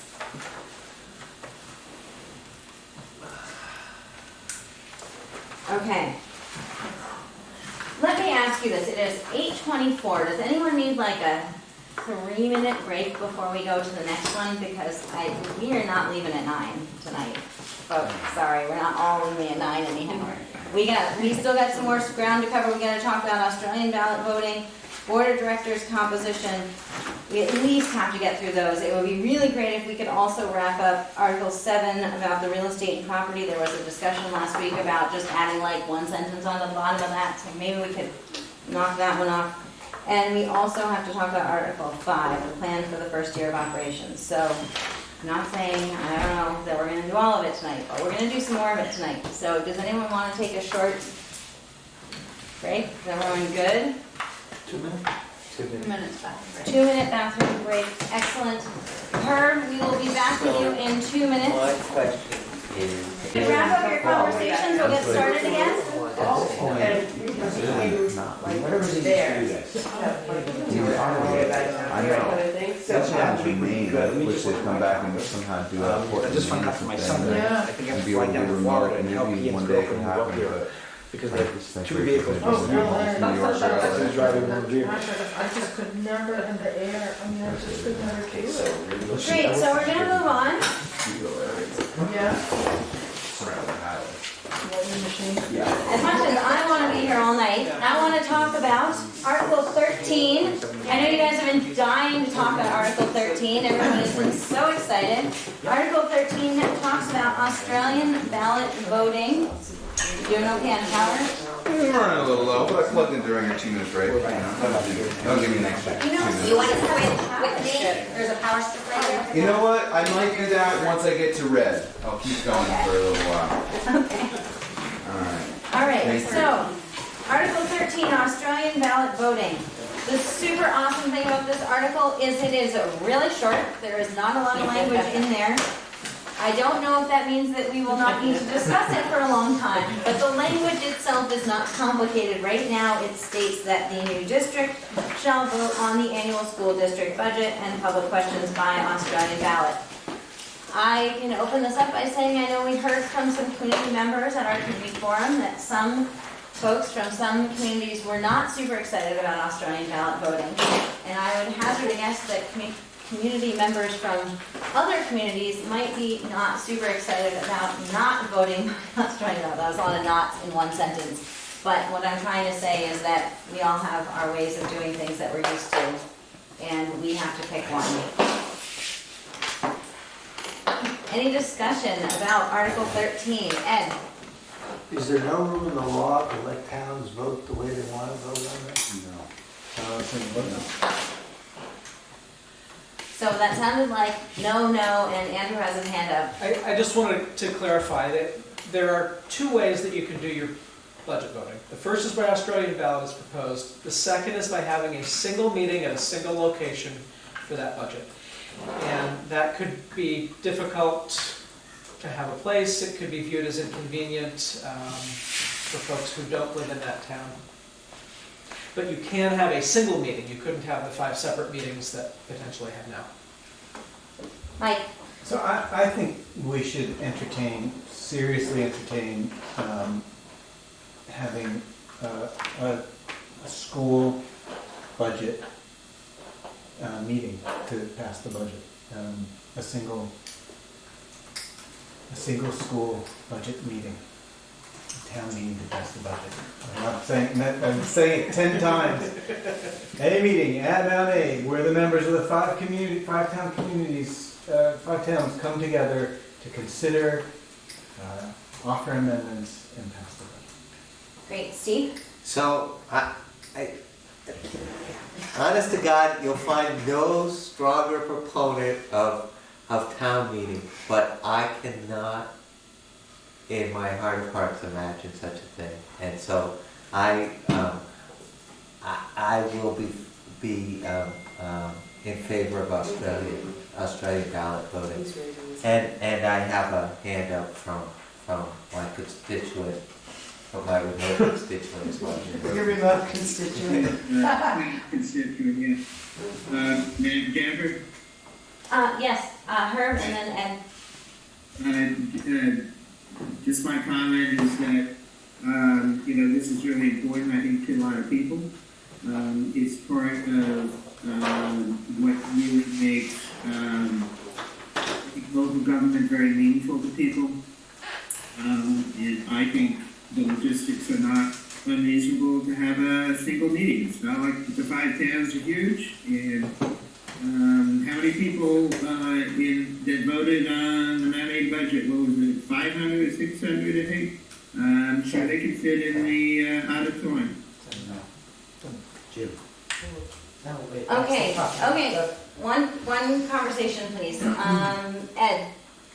In 2014, I campaigned in New Haven to reverse it, go back from Australian ballot to town meeting.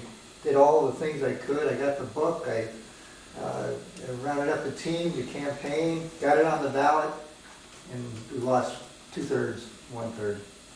And I would really like us to go back, but I just, in all practicality, I just don't see that we could get enough of a groundswell going. But if we really want to do it, I'll be for it.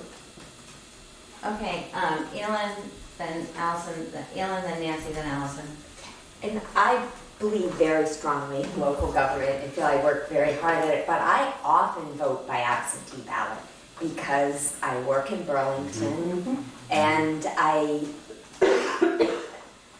really feel I would be angry if that was taken away from me. And I feel like my chance to participate would be taken away. Right, Nancy? In Starksboro, we hold our town meeting on a Saturday. We've tried different times and days, and we vote on the floor on the school budget. 2 years ago, between the time the budget was warned and the time that we had town meeting, we discovered an error in the budget that was going to cost a person a piece of their job. So when that town meeting opened, the board was able to amend the budget to explain that error and amend the budget up. Then A number of people at town meeting were concerned about the staffing pattern that was implicit in the budget, and they voted the budget up farther. And then, once town meeting was over, a petition came in with concern about the increase in the budget, and we had another town meeting, and the board came forward and proposed a compromise that was readily accepted by the people at the meeting. And I just want to say that what was honorable and magnificent about that is that there was a civil exchange of views. People voted in a much more informed way than they would have been able to had they not come together face to face. And more recently than that in Starksboro, the question of whether we should continue to have a town meeting where we vote on the budget on the floor came forward, and we voted on it, and it was a close vote, but it was a very recent vote in our town, and it passed to keep town meeting. It's a really important tradition in our town. If we did it all together, there would be some logistics, but just as when we do it in our town, we arrange to offer childcare so people with kids can come. Saturday seems to be the day that works the best in terms of enabling the most people to come. And I think if we don't do it, we're really missing a great opportunity, Great. an important one. Allison?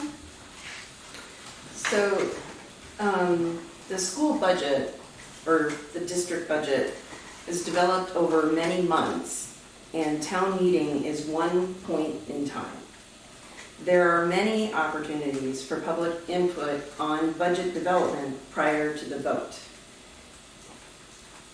I feel like someone coming to a town meeting and for one day hasn't been there at all for the budget development and comes in and votes up or down a budget doesn't feel like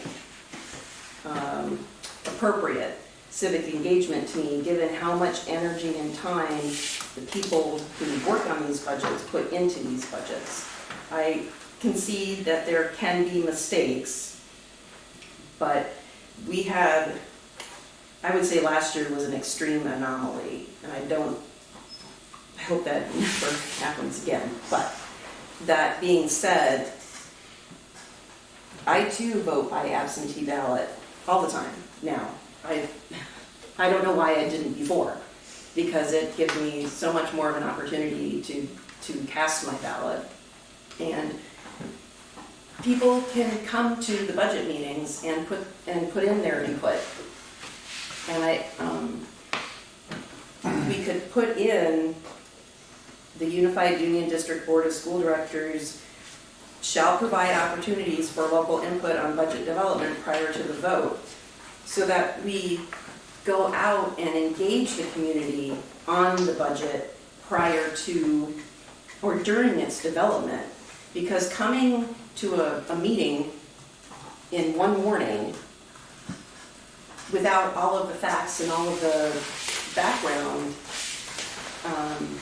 doesn't seem like an effective way to have the best community involvement and input into something that people say is extremely important to them.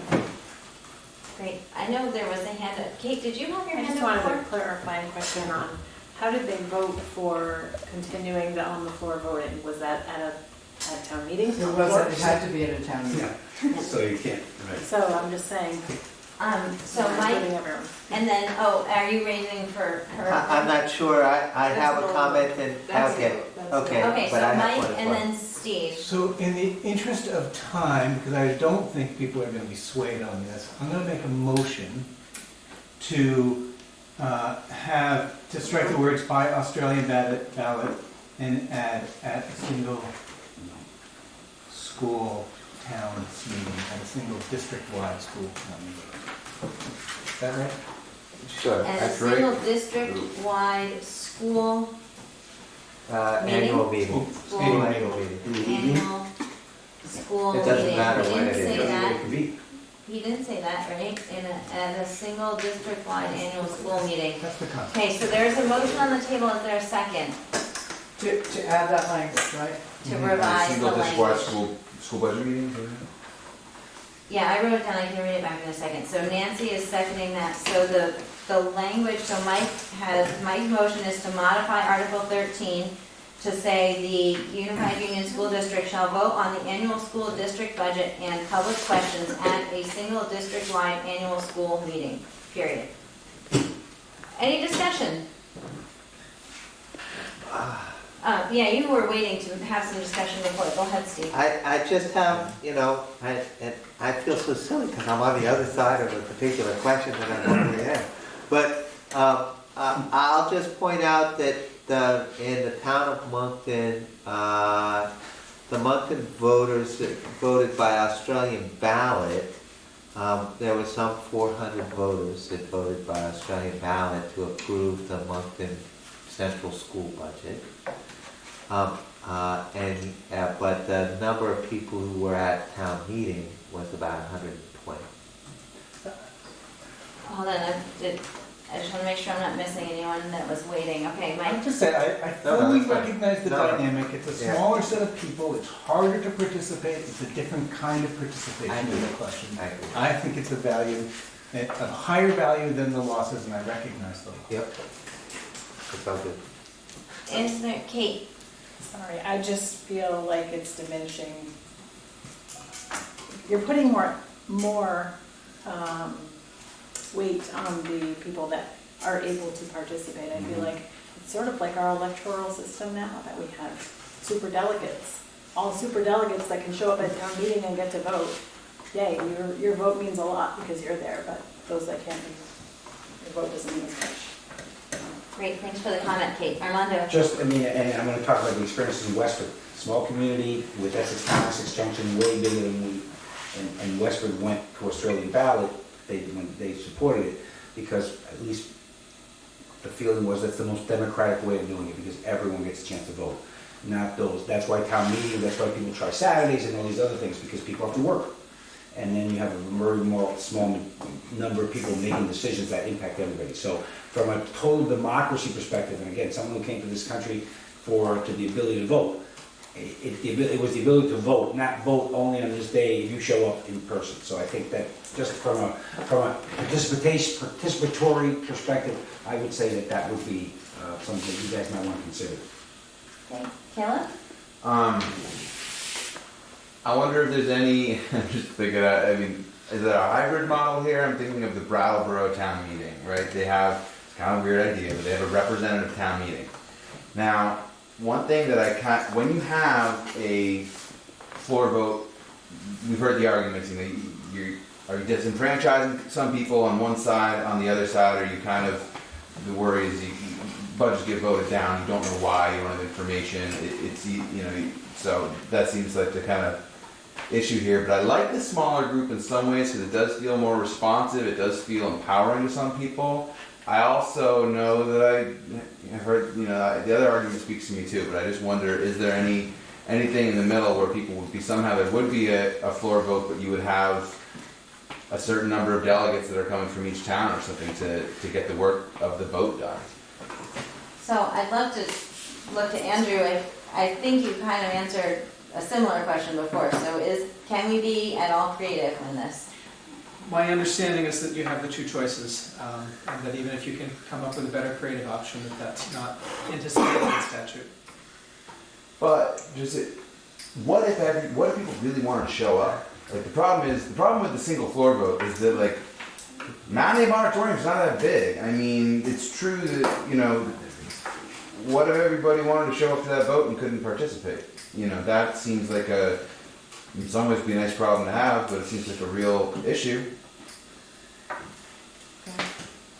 Did you have your hand up, Nancy? And then Herb, I'll come to you next.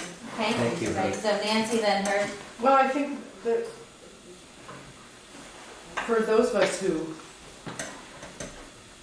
I see the disadvantages of voting on the floor as well.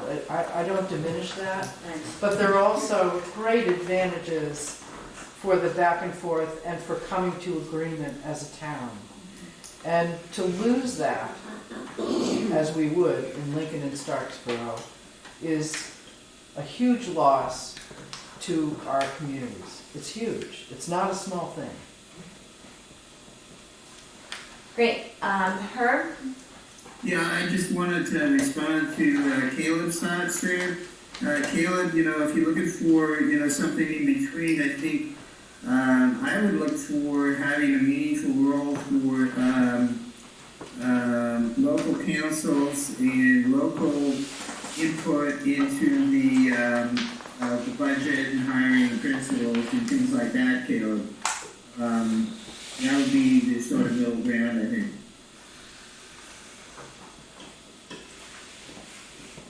Great. Steve?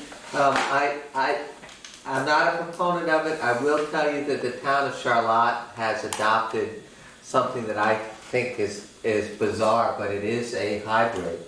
And so what they do is they meet at a school town meeting. It's more like the informational meeting, but it carries weight. At the end of that meeting, they approve a budget in a town meeting kind of a way, and then that approved budget is then, they have to go out, they have to warn it again, and it is then given to the voters as Australian ballot.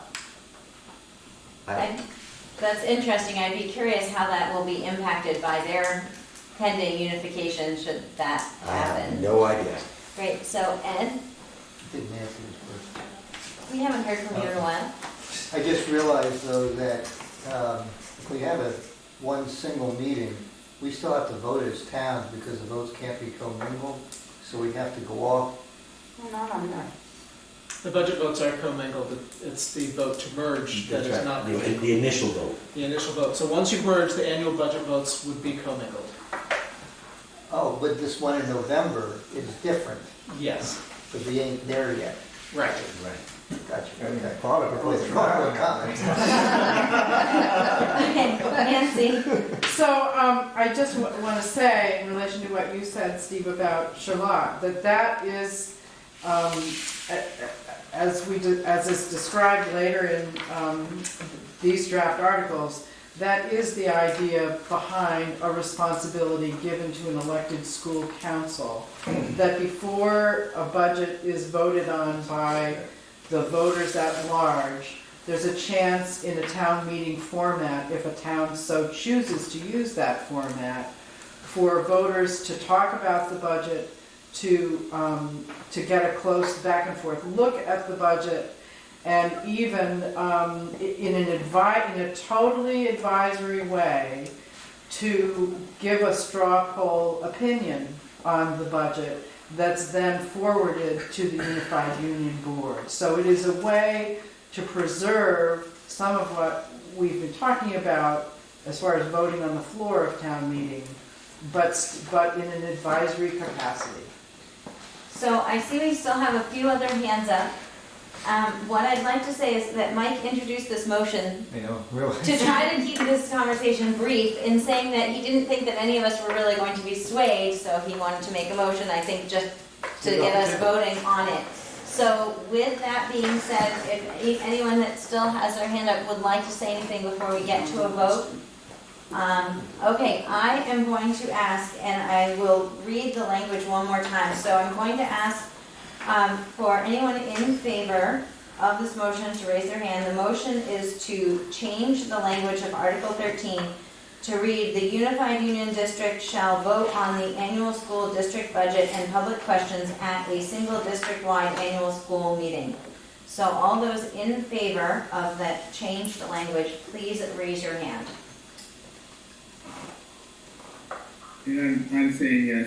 Thank you. Okay, so Herb is voting yes, so that means I see five in favor. All those opposed? 6. So that means I that, ask who's voting in favor, I just can't see the whole room. so voting in favor was Nancy, Caleb, Mike, and Ed, and yourself, to make 5. and then everyone else in the room was voting against, and because that, my vote would not put us one way or the other to a 2/3, the motion fails. So that should be recorded as a 5 to 6 to 1, motion fails. Steve? Madam Chair, I have to say that based on the results of that voting, that this might be something that we need to agree to disagree at this time and table this, and if we could go to a different article. We can certainly table this, but we absolutely will have to I understand. find a way to have a 2/3 majority on some version of it, of either option A or option B before the articles can be final. So I would challenge everyone to think deeply. I see the hands. A really short comment before we move on to the Board of Directors composition. I actually have a suggestion about other language, not on what we were talking about related to this article. It's this is about how we vote on the school district budget. And one of the ways I've been thinking about this is I've been thinking about, well, how would a unified union budget be presented in a way that voters could really understand it? And because if all that the voters see is all 6 schools and the supervisory union budgets clumped together in one mega budget, it's going to be very hard for people to understand. And so my suggestion is that this article say something along the lines of that the budget will be presented in 2 forms. It'll be presented in the form of a unified one budget for all 6 schools and the SU office, but it will also be presented with those components broken out from each other so that people can see them individually. So, in other words, they'd have 2 ways of looking at it as they consider whether to approve it. I think that's a very interesting suggestion. I think that this article is very clearly just about how we vote, so I'm making a note of that as something that we could discuss at a different point. How that, whether we need to include an article or within some article how the budget will be presented, or whether that would be a decision that could be made by the new board. Okay. Okay, so I'm making a note though of that to come back to that topic. Allison? I'd like to make a motion to vote on Article 13 with the following revisions. The title will be Annual Budget and Australian Ballot Voting. So it has 3 parts. The Unified Union District Board of School Directors shall propose annual budgets in accordance with 16 VSA Chapter 11. That's part 1. Part 2. The Unified Union District Board of School Directors shall provide opportunities for local input on budget development prior to the vote on the annual budget. Part 3. The vote on the annual budget and public questions shall be conducted by Australian ballot pursuant to 17 VSA Chapter 5513, Subsection B.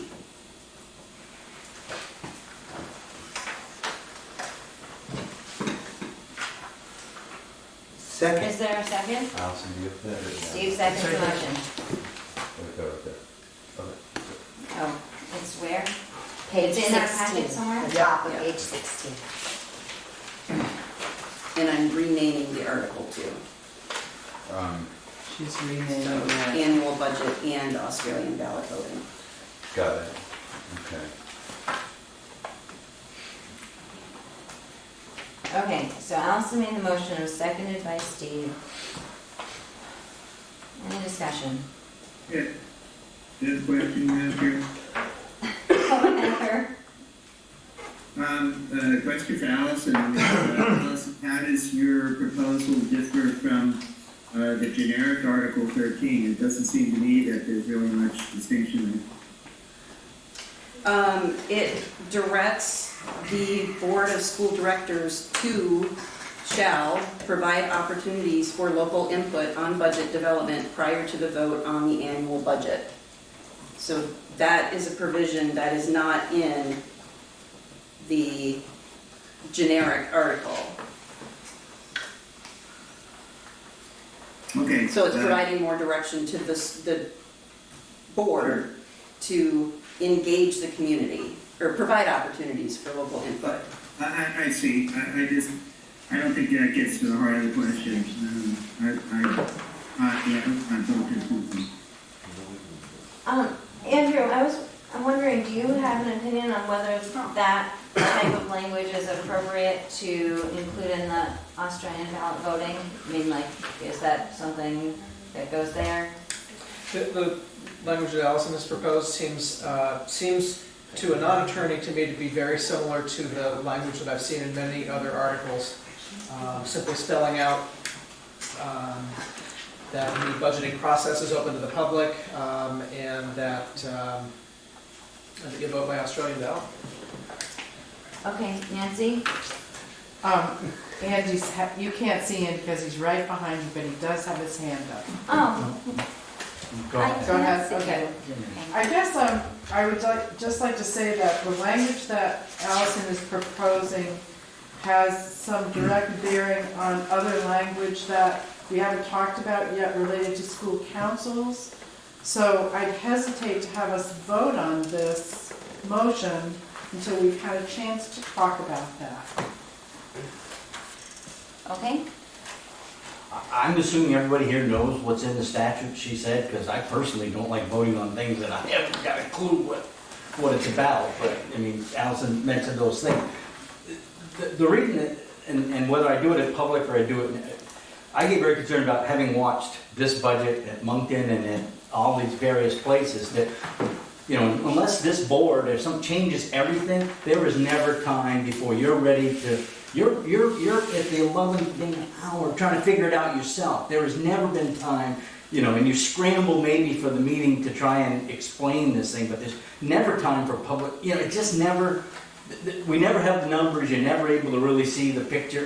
And I don't know where all that goes in the future. I just want to say that it sounds good now, but the reality of where you're heading, the reality is just going to be, we're going to hear the same thing we've been hearing for years, is there's not enough time and there's not, so, and I just, it doesn't really hold a place here other than, so my comment merely that I had no idea what the state statutes that she cited were, so. Just. great, Allison. Sorry, I borrowed language directly from other articles of agreement that have been approved by lawyers and voted on their electorates. So I'm just borrowing it, and I'm assuming it's legally correct, because they've already passed muster, they've gone to this AOE, the State Board of Education, and enough for the public to vote. Okay, Ellen? And maybe we'll never have all of us here, but there is somebody missing. And so while I could guess at how she feels about this, I don't know, that may change. That may make it a different vote on a different day. I think that's a great perspective. I know I was talking to a trusted confidant when I was talking about our challenge with maybe not having a quorum for tomorrow's meeting and should we change it, and this person said to me, the decisions are made by the people who are there. Yeah. It felt kind of harsh, but unfortunately, we can't not make decisions when someone's not here. I completely believe that, but since we are having trouble coming to a decision, that's why I brought that up.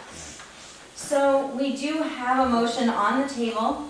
I see Nancy has her hand up. Thank you, guys. For some reason, Nancy, you're always behind Mike, so I don't see you. Way back. Nancy. So I just want to read the pertinent language related to what we're talking about. That language is on page 15 of our original packet. I'm not sure where it is now, but it's under the section that's called submitted by Nancy Cornell and Mike and her, and it's in the section called Community Relationships and Public Participation. Page 13. Page 13. You're not going to read the entire... No, I'm not. This is about budgeting for the school. The unified District Board of School Directors will propose annual budgets in accordance with 15 VSA Chapter 11. The annual budget will be voted by Australian ballot as per 17 VSA Chapter 5. Voting will take place in each town and will be commingled before counting. Prior to presenting a final annual budget proposal to the Unified District Board, the superintendent will review proposed elementary school budgets with respective elementary school councils.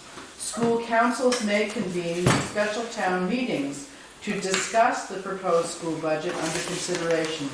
And these town meetings may include the opportunity for residents to make their preferences known in non-binding straw polls. After considering the superintendent's proposal and any voter preferences that are solicited, school councils will approve the school budget as presented or request specific changes and will pass this recommendation onto the superintendent, who will provide it to the Unified Union Board as part of the full budget proposal presented to the Unified District Board. The Unified Union Board will give substantial deference to school council requests for specific changes. The Unified Union Board may override requests from school councils for specific budget changes by 2/3 vote. In voting for the annual budget for the Unified Union, separate votes shall be warned and voted on for the central office, the middle high school, and the elementary schools.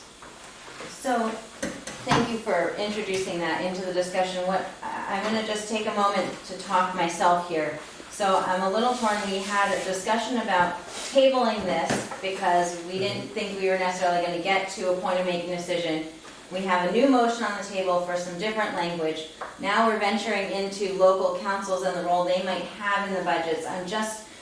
I'm concerned that we're sort of losing sight of where we're going. And so while we will need to take a vote on the motion that's on the table, my recommendation is that we would defer additional discussion of Article 13 and move on to the next article that we have to discuss tonight on the Board of Directors composition, and that we could come to this discussion again. So that's my personal recommendation. There still needs to be a vote on the motion, and that my personal recommendation should have no bearing on how you choose to vote on that motion. Okay. So I'm going to ask for a vote. Can you just remember who seconded this one? I missed it. Steve. Ah, shoot, Kathy. I'm in the He's been on it neighborhood. today. Okay, so I am going to ask, so the motion was to change Article 13 to be titled Annual Budget and Australian Ballot Voting, and it would include the language which is in the paragraph on the top of page 16 of the packet, which reads, this was in the draft language submitted by Allison, the Unified District Board of School Directors shall propose annual budgets in accordance with 16 VSA Chapter 11. The Unified Union District Board of School Directors shall provide opportunities for local input on budget development prior to the vote on the annual budget. The vote on the annual budget and public question shall be conducted by Australian ballot pursuant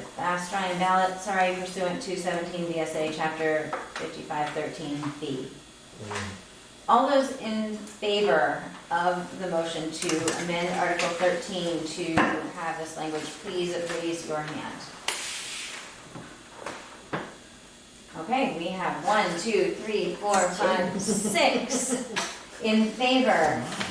Herb, how will you be voting on this motion? I'll be voting no. Herb will be voting no, so all those against. And we have 5 voting against and 1 abstaining. So the motion does not pass. So thank you all for your participation and cooperation and this adventure. We are going to defer further discussion about Australian ballot voting. I don't currently have a plan. I don't feel like we're at a place to ask someone to draft something there, so we'll put it on the table for now. Okay, excellent. So we are on to Article 8. I'm trying to go backwards today, did you guys notice? So we're going backwards through the articles. We're going to talk about Board of Directors composition, which is Article 8. I think I said that already 3 times. Which is on page 8. Eight's on eight. Page 8, that's so convenient that it worked out that way. I had apparently lost my page 8, so anyhow. We had some discussion about this at our last meeting. We have something that I forgot to put in the agenda packet, but I did send separately from Andrew about the different proportionality models, school board membership proportionality. It looked like this. It was from AOE. I sent it out this morning. If anyone needs to look at it, you're welcome to borrow my copy. In the interest of time, unless there's anything exciting you want to say about it, I'd love to just open it up for discussion. Any discussion about board of directors composition, having a week and some additional information?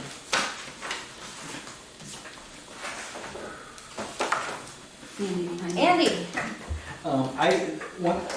Two things that seem out of sync with me was, because I don't know what the equal protection clause of the US Constitution says, but your numbers clearly show in a column that when there's 13 members, there should be 6, 1, 2, 2, 2, but the column then above shows 5, 2, 2, 2, with no rationale. So I don't understand in the future when the change happens because of the census or whatever, what formula is then used. I don't see a rationale how you got from what made sense, proportional representation, to what appeared to be an arbitrary move. I just don't see the rationale that will carry you forward. Well said. Doesn't square with this. Thank you, Andy. Steve? I'll start on the path down the rationale to say that that all towns should have at least 2 representatives. So that's my start. And a second thing is that the board members should be an odd number.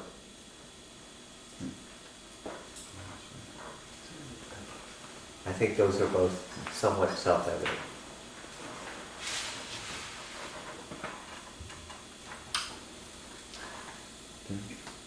Caleb? Yeah, and I mean, I thought the rationale there was just that no town should have less than 1. I know that you're right; it's not written down there. That's kind of But you subtracted 1 from another town, and that's the equal representation part I was having the trouble with. You arbitrarily took 1 from another town to give it to that No one. town should have less than 2, excuse me, is what I meant to say. Sorry, no town should have 1. But yeah, okay, so you did kind of take it from another town in that instance. Yeah, and the 7-person board was the only one with our current numbers and our current percentages that worked out rounding the right way on all of them. You know, not just like that. The 7-person board actually just works pretty logically that, you know, As does the 15. As does the 15, does it? Well, the 15 actually, yeah, you're right, because you're around 1.5 to 2, yes.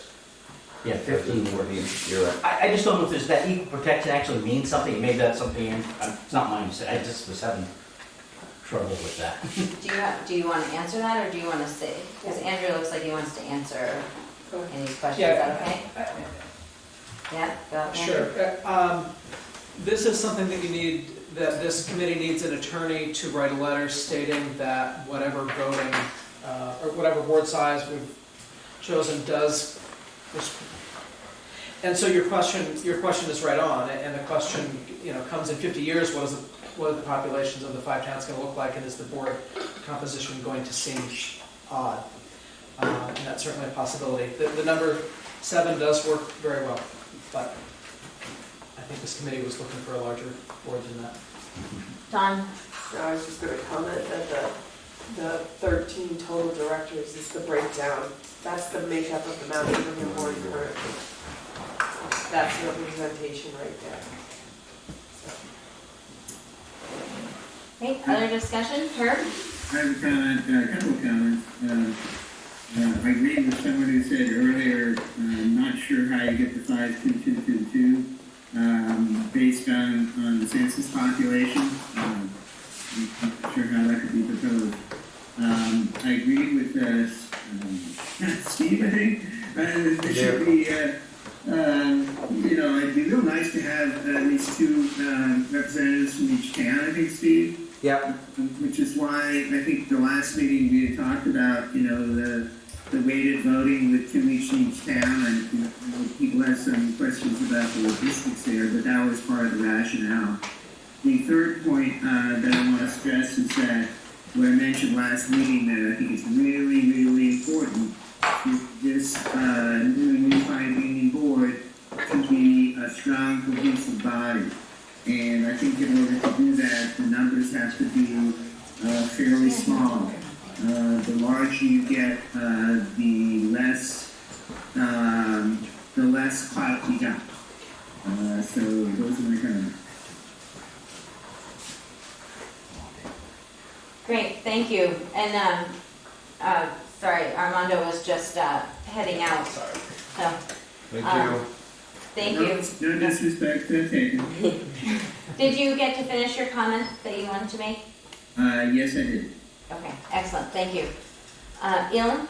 So I'm not sure what was discussed last time, and I apologize that I couldn't make it, but I'm curious why people, I understand the 2 per town, but I would still lean towards 7.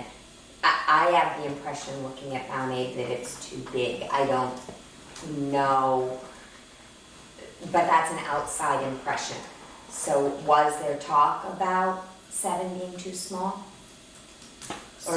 So I would be happy to give you my summary of what we discussed last week is we looked at the sort of the Mount Aid model with roughly 13 as is in the draft, and then we looked at a suggestion of having 10 directors, 2 from each town, but that they would have a weighting to their votes so that they would remain still proportional. There was some discussion, as I remember, there was discussion of the benefits of having a smaller board that is more able to have discussion and make decisions. There was also some discussion about the complexity of voting anything with weighted votes. And so that was sort of the key points that I remember, although we did discuss for 20 or 30 minutes of the last meeting. So, Caleb? I kind of think that a 7-person board sounds interesting. I'm interested to hear reasons people just think that's too small or something. I happen to think it sounds kind of workable, and certainly maybe I'm being swayed by how nicely the proportions work out, which doesn't seem like I should care about that because that's just census data now, but it does seem like it wouldn't get way off really fast in terms of the proportionality. Nancy? I want to ask again, or maybe in a different way. In the chart I'm looking at, the 13-member board that just shows 13 above the chart that shows the different configurations has an asterisk, and the asterisk means all directors shall be elected by the voters of all forming towns, which I think is what at large means. I've heard people say, and I just need help getting my head wrapped around it, I've heard people say that having some or all at-large members helps to compensate for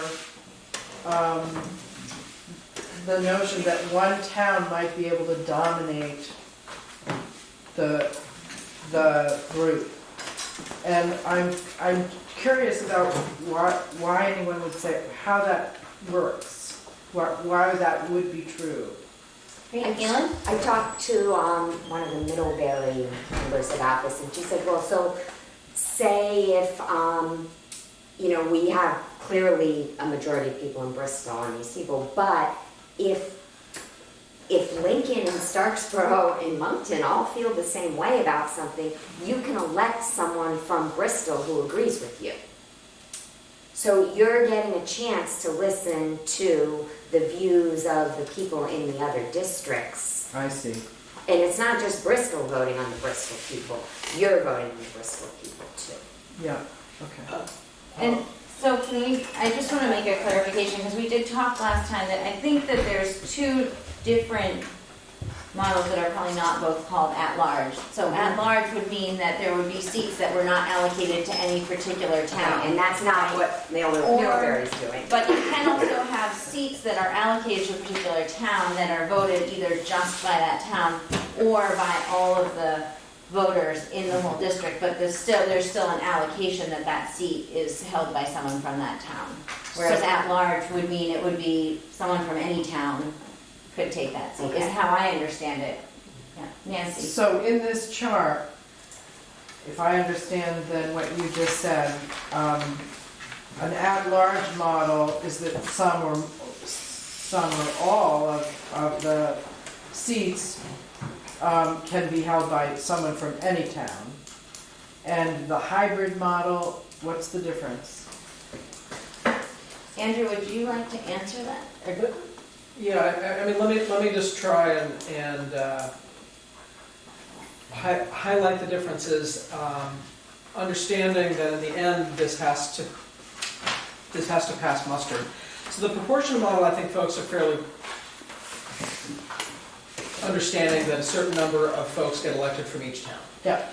The at-large model is simply that you have a board of a certain size and that the members from that board are elected from anywhere in any of the communities by all of the people in all of the communities. So you're correct, you could have all of the board members could be elected from Lincoln. That would be a possibility in a purely at-large model. There are hybrid models where you do both things at the same time, and you have some seats that are allocated to a particular town and other seats that are at large. I think the real question, I think, for the committee is if you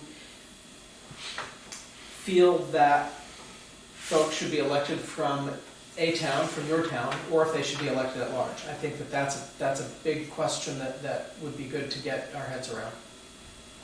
Great, Ed was waiting. Thank So you, as an Andrew. example, if it was 11 people on the board, 7 apportioned to the towns, 3, Yeah. 1, 1, 1, 1, and 4 at large. That would make 11. That would be the hybrid. That would be a hybrid. It might be legal, but I'm not sure, and that's a question that takes somebody who's an expert in the equal protection issues and the other things that are quoted in there. That's what this says at the bottom. Sarah's got a hand. Yeah, Sarah?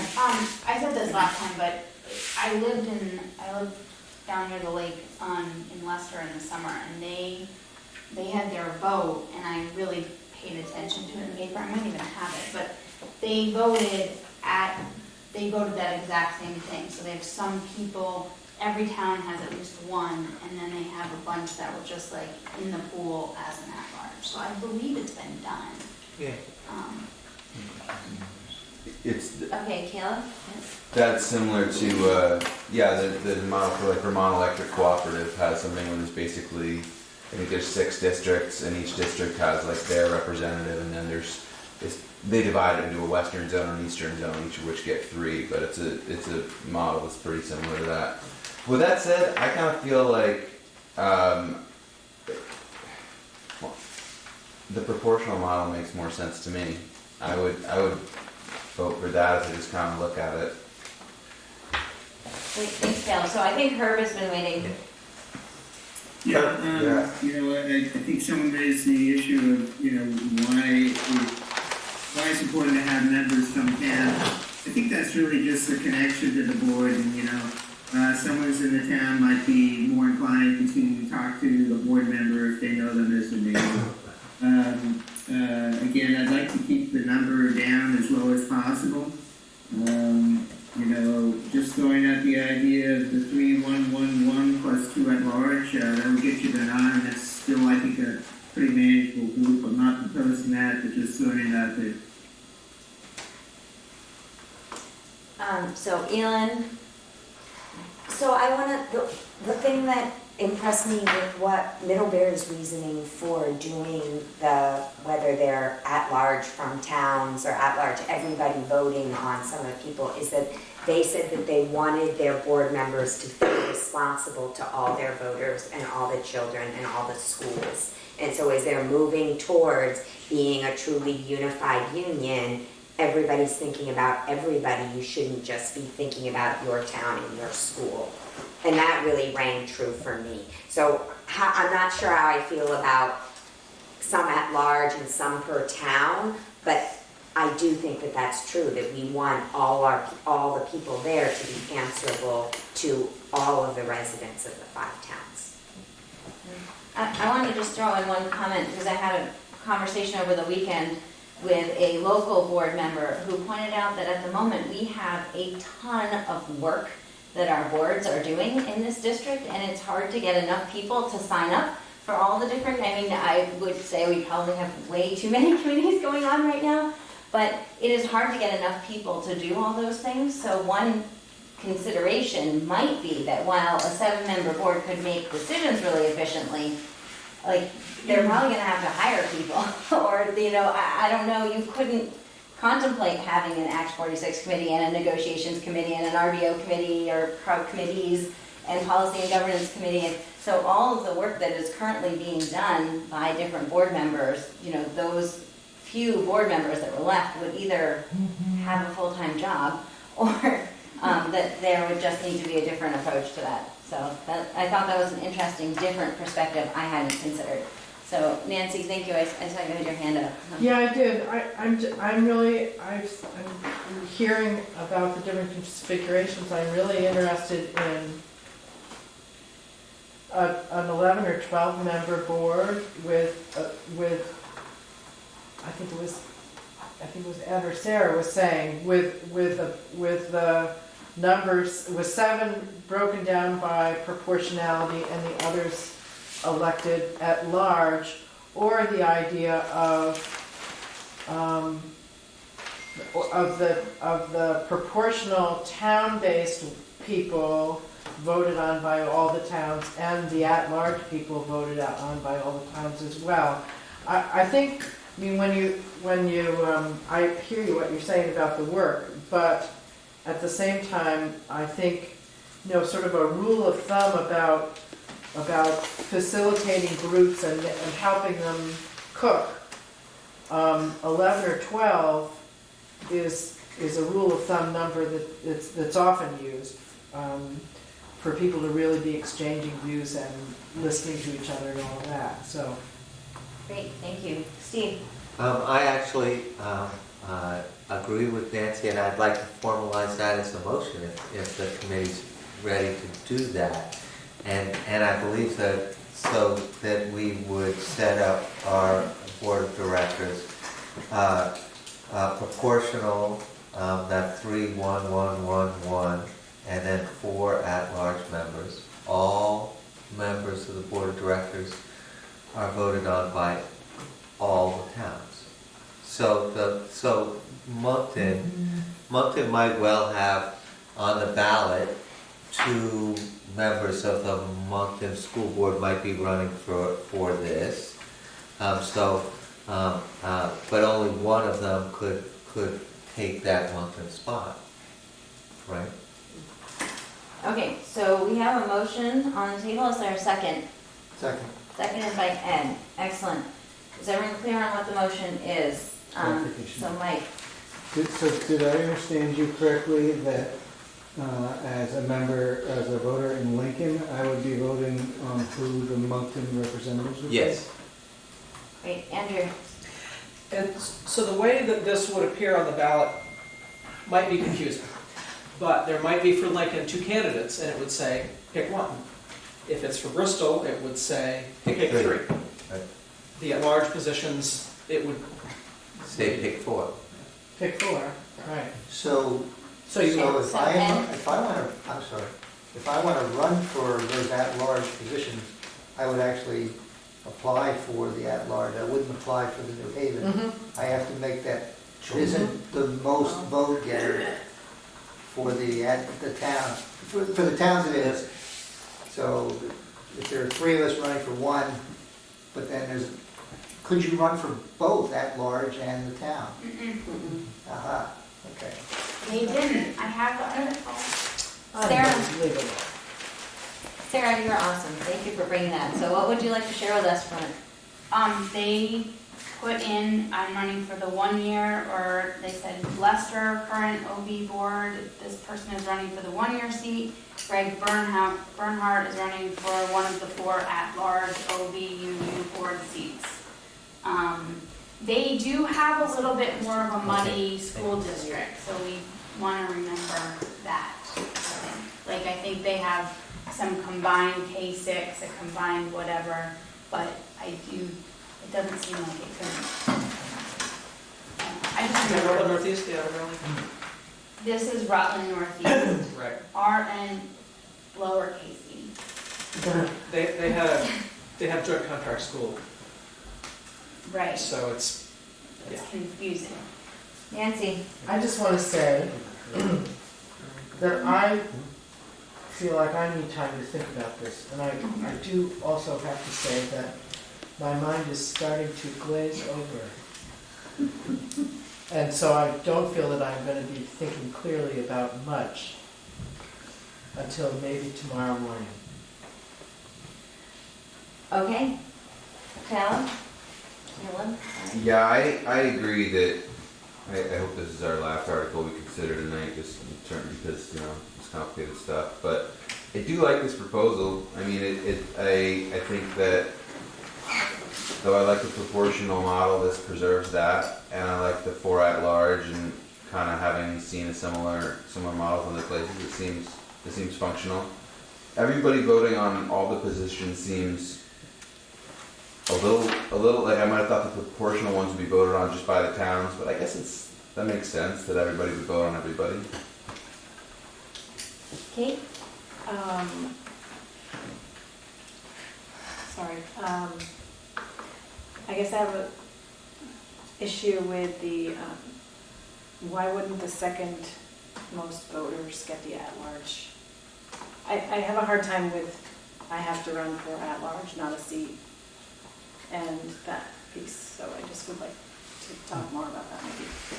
So the only thing I can say, having run for the Moncton School Board a couple times, like, we might in a given year have a 3-year term and a 1-year term, and you choose which seat it is you're running for, and if there's 2 people running for the 1 seat, you know, or 3 people running for the 1 seat, only one of them can get that seat, even if, you know, like, so that's just kind of how it works now. So I think it would be similar, but we could try to get more information about that if you need to. I think it's just sort of, you have to specify what you're running for, and then you can't get elected for something else. So Sarah, Okay, no. So we do have a motion on the table, and I am hearing some exhaustion from committee members who have been at this for a while. Nancy? I guess the part I feel like I want to think more about is whether it's better to have towns vote on their own not at-large members and have everyone vote on the at-large members, or whether it's better to do what the motion says. You know, that's the part I'm thinking about and I'm just not sure about. And I'm not sure, so I feel like I can't support I might be able to support the motion after I think about it, but I need to think about it more. So procedurally, because we have a motion on the table, unless the motion is withdrawn, there does need to be a vote on that motion. I hear your concern. There is also the option for the person who made the motion to offer a change to their motion, which is not meaning that I'm in any way advocating for that, but procedurally that is also allowed. Andrew? I'm just going to recommend that when you take your vote, you're understanding that we're going to have to take this in front of an attorney. And so if what seems perfectly reasonable to us may not fit in the law, there are plenty of great ideas about how we should run elections, but that's not how it necessarily works. So I think my recommendation is this committee articulate what it would like, and that we take that to the attorney, and they'll let us know how close we can get to that. Great. Mike, did you have a comment? So I've also been mulling over the piece that Nancy spoke to, and I think I will speak against it. And it has, and I want to respond for a moment to the concept of all our kids are all our kids,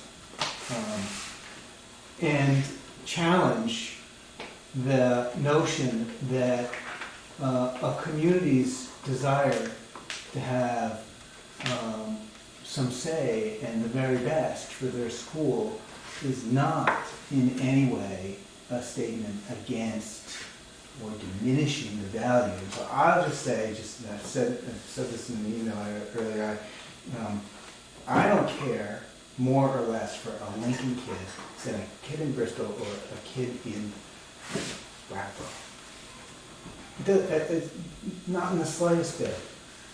I also really think there's something to be said for physical community and the advocacy that people feel about their communities. And I say that about Lincoln, knowing that there's a similar activity in New Haven. And depending on your degree of similar activity in New Haven. So all of that is a way around to saying, I think it's a little bit weird to say, I just keep using different towns, to the people of Moncton, here, come join our district, but you're not going to be able to get to decide who your representatives are. We're going to also get to decide. And I just think it's interesting messaging, and I don't know how it'll play. I don't either. Of course I do.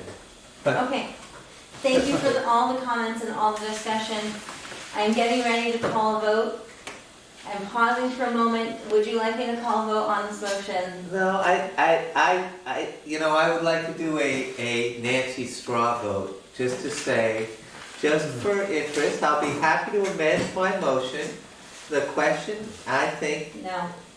you're not gonna let me do that. I don't think that I'm procedurally required to allow a straw vote. I think that we have a motion on the floor, we can take a vote on the motion, if the motion doesn't pass, we could consider making another motion. That's fine. Or we could consider Please. moving on for the purposes of tonight. I did hear what sounded to me like a lot of agreement about the number of seats is just how they're getting elected that might, so if there was gonna be another motion, perhaps that would be something to be considered. But first, we're going to vote on this motion. I do want to remind members of the committee that while I will try to handle them quickly, we do have a couple other things on the agenda tonight. Even if we don't talk about any more articles, we have to at least talk about our timeline again. Okay.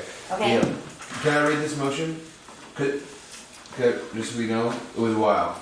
Yeah? Because I think it was just, I was going to say what I had, but if you Great, have yeah, it, go go for it. ahead. Well, you have it in the notes, so you're... I have Steve Pilcher moved that we would set up our board of directors as consisting of 7 proportional members, I list them out, Bristol 3, 1, 1, 1, 1, and 4 at-large members. All these candidates would be voted on by all voters in the 5-town district. Okay. So Excellent. that's not a motion to adopt the article. Pointing that out. That's true. So as we talked about with one of the other ones, you could vote for this and still vote against the article. That's right, that's kind of what I wanted to point out. Okay, so all those in favor of the motion as Caleb read it, please raise your hands. All those in favor? Okay, we have 1, 2, 3, 4, 5, 6, 7. Herb, how will you be voting on this motion? I'll be voting no. Okay, so Herb is voting no. Those opposed? 1, 2, 3, 4. So that means that I'll need to vote to break the tie. I'm going to vote in favor of the motion. So let that show that the vote is 8-4. The motion passes. Okay, so just to close out on Article 8, I would be happy to volunteer to reword, is the word, what I should say, Article 8, unless someone else wants to volunteer to do it, but to try to address what we just talked about, and then we can talk about it again. Okay. Okay, you guys, wow. We have covered a lot of territory tonight. We've made some decisions. We made a lot of decisions. We still have more decisions for the next time we get together and look at these articles, but we should be very proud of ourselves for getting a lot done tonight and a lot of really great discussion. So thank you everyone for participating in the process. I know it's late and I know you guys want to go home and everyone is missing the days of the meetings ending exactly at 8:30. And she's miserable. I was thinking that. You were thinking that. I'm glad to hear that. So we did agree at our last meeting that we would come back to the timeline. I do think this is important because we were expecting to be, as of this meeting, close to finalizing our articles and starting to work on the report. As you can see, we still have some articles to work on, although I think we have, the word close is probably too subjective to be able to be quantified. I would say that we still have several that we are planning to discuss further. We have not started discussing the report as a committee, although there was an enclosure in your packet just about some of the kinds of information that would be included in that report. Just if you guys are all looking at page 3 with me around the timeline, our timeline had us finalizing the draft report next week, a tentative community forum and all boards meeting on June 8th. You'll notice that we haven't really done a lot to officially announce that. I personally was waiting to see that we were going to be close to being ready to do that before we got everyone signed up to be there. We have put it out as a tentative date to our boards. We have also meetings scheduled on the 14th and the 22nd. That does let us get in for all the different review cycles for our November vote that we are planning on. So there we go, that's my narration. Ellen. Can I clarify that we are keeping the 8th despite the graduations? So maybe, so I have it in italics. Okay, Which, like, we had the meeting in that week. right. Should we be able to, I don't know, I'm nervous about that week as it is because I know Right. Wednesday isn't good for some people. I think Thursday isn't good for other people. There are now regular board meetings happening in June because in May we haven't had regular board meetings to contend with. So it's going to get more and more difficult to find dates to meet at all.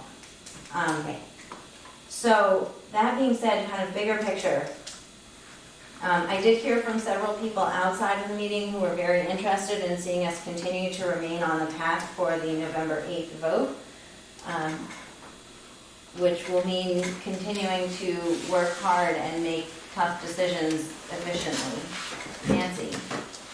Well, as we look at these articles, I think we really have, this group has an important set of choices to make. I mean, we can, it's clear to me from tonight that we can really discuss things and come to agreement when we really listen to each other. But it does take some time. And, but it seems to me our choice is we can push through and cut short our conversation. And I think run the risk of coming out with a product that not only is divisive to our communities, but doesn't address some of the concerns that we've heard and read in the surveys and in the forums that we've had. Or we can take the time that it takes. We have an able chair, and tonight I thought was a good example of good back and forth civil discourse.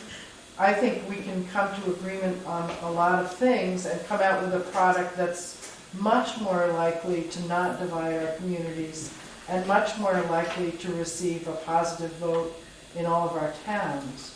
And I think this is weighty stuff and it deserves the time it takes to do that job.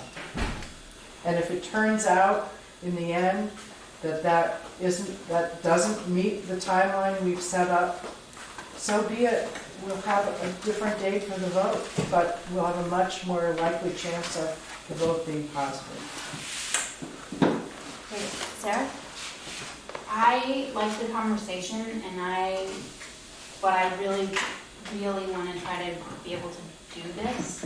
And I feel like we have like some good momentum right now from tonight. And I would, you can all get mad at this, but I would totally entertain meeting a lot more than this to get this done to meet this timeline. Should I tell them what you said? No.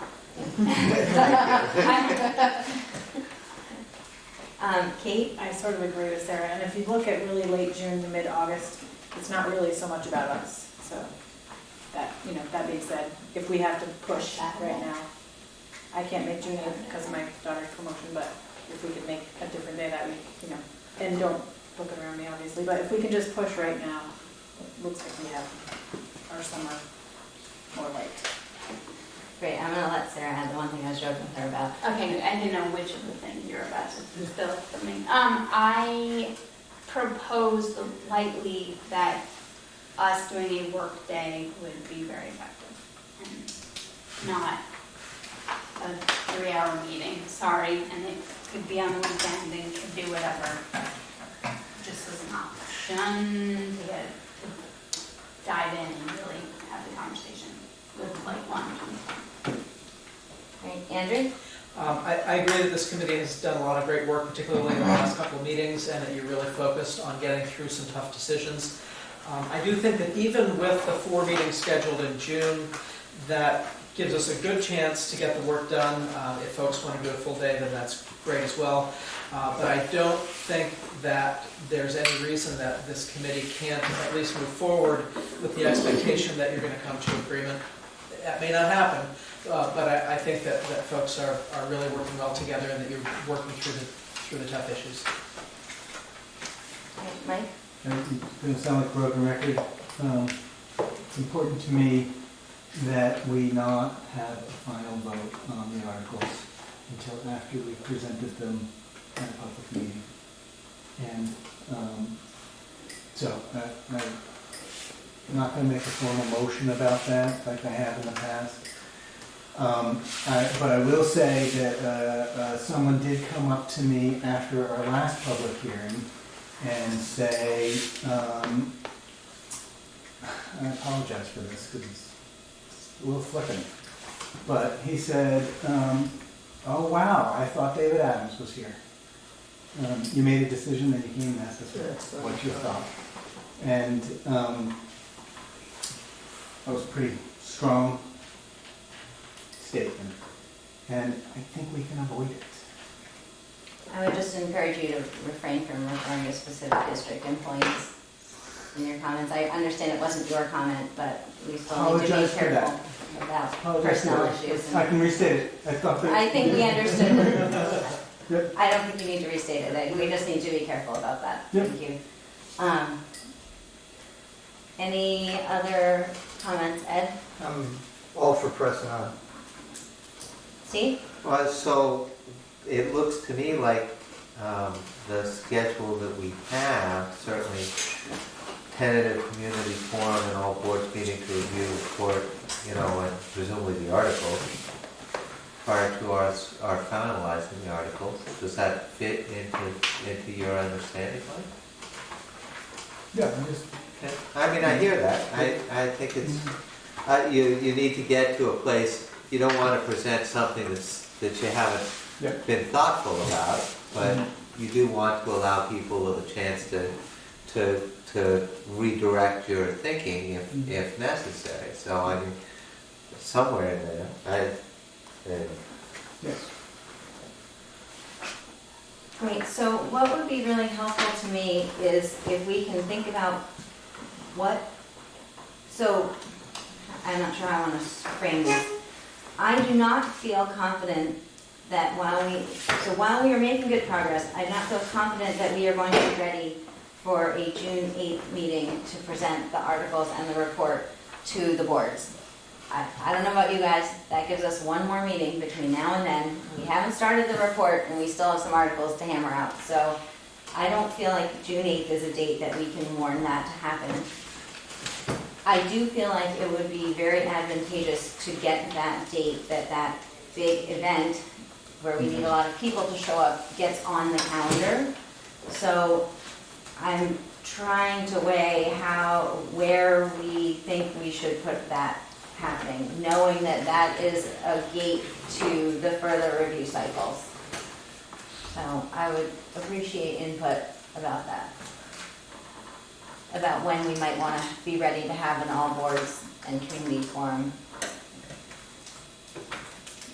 Nancy?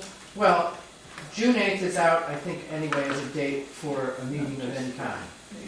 It's in italics for a reason. They're all graduations that day. There are some graduations that day. Well, yes. that's right, some are.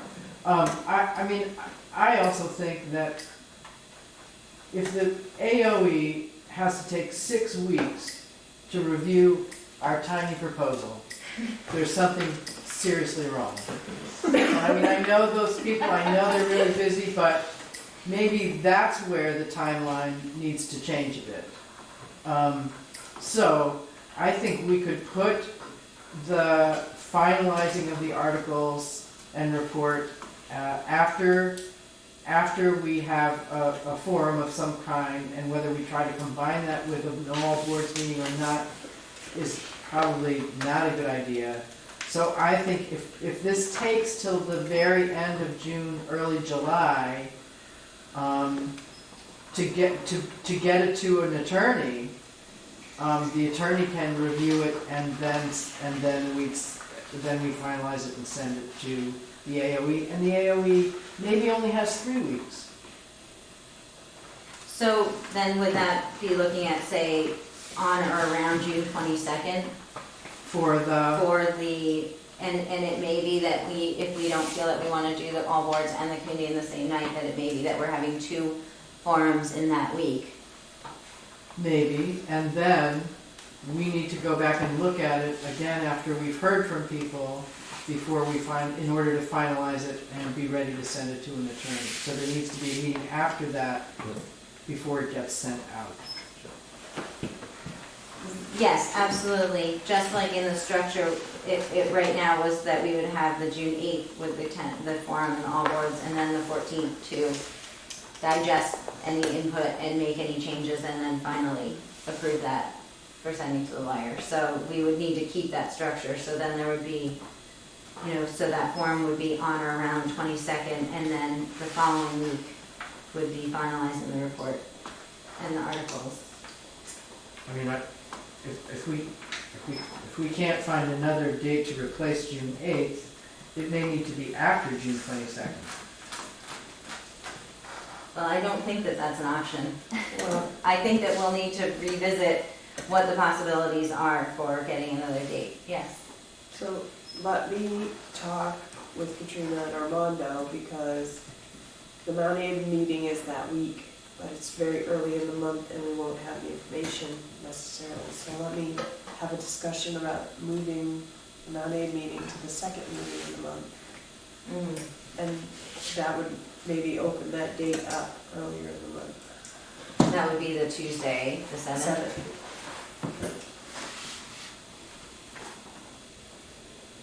Okay, thank you, Donna, I appreciate that. And I know when we did the doodle about early June dates, the 8th was definitely the best for people at that point in time, but I understand that a few weeks go by and different things get added to the calendar. I'm not sure why the graduations weren't on our calendars. But Well, interestingly, I've heard, I don't have a 6th grader, but in Moncton, it's actually on the 9th, which happens to be our regular board meeting, when we have 2 board members with 6th graders, so I don't know if our meeting is gonna move, I mean, it's just, it's a little chaotic trying to do anything, I think, in that week, so. I didn't know board members were supposed to go to graduation. Well, if your own child is there. No, I don't have a child graduating. No, but that's what I'm saying, this is an issue for Oh, people okay. who have children that are part of that promotion, that they might prefer to be there than at a board meeting, missing. Well, and also the board chair is supposed to speak, so. Oh, really? Yes, Oh. at least in Bristol. Our board's been invited, all of our board's been invited to the 6th grade promotion. And start We all get invited, but you're not, it's not a huge deal if you can't come. But I think there is an expectation that at least half of the board is there. Okay, so we're gonna keep moving, so, so did I hear any interest for Sarah's suggestion of a longer, more daytime-oriented working session? Could we start earlier? And is anyone gonna ever find the time on their calendar that we can all get together? I heard your Play softball. question, Sarah. Does June Free and lunch. 1st work? Excuse me? Mike? Could people start earlier on June 1st? I'm in Denver, so not at all. You're not here at all. Yeah, it's during the week. Yeah, that's a weekday. June 1st is a weekday. I understand. So I was saying, like, instead of starting at 6:30, like, starting, is that what you're saying, Mike? Like starting at like 5:30 or something like Yeah, that? the Beaman School Board is at 5:30. Oh, on June 1st, is that the day? It's not the same day, but I mean, that's when we start. I remember initially when we went over this as a committee, there was some committee member that may not even be on our committee any longer who had an issue with an earlier start. Yes, that was true. So a possible 5:30 start on our next meeting, which would be Wednesday, June 1st. For me. I'm sorry, could you repeat that, please? So we're considering having our Wednesday, June 1st meeting start at 5:30 to give us a longer working time? Till 9, yes? Yes. You'd run till when now? 5:30 to when? 9. 11 and 9, yes. I don't know, I might just keep you guys here forever. I'm gonna pack no, like a lunch maybe- next time. Like 5:30 to 9 maybe?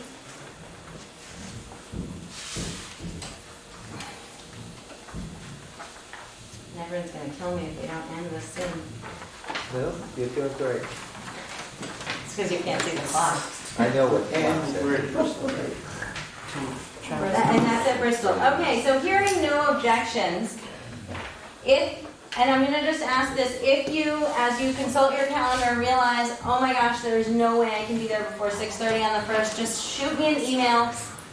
We will hopefully be able to get started with who we have there, but if we're not gonna have a quorum, I don't wanna ask people to be there, to sit there for an hour and wait to have a quorum. So if you realize that this is not gonna work for you, let me know.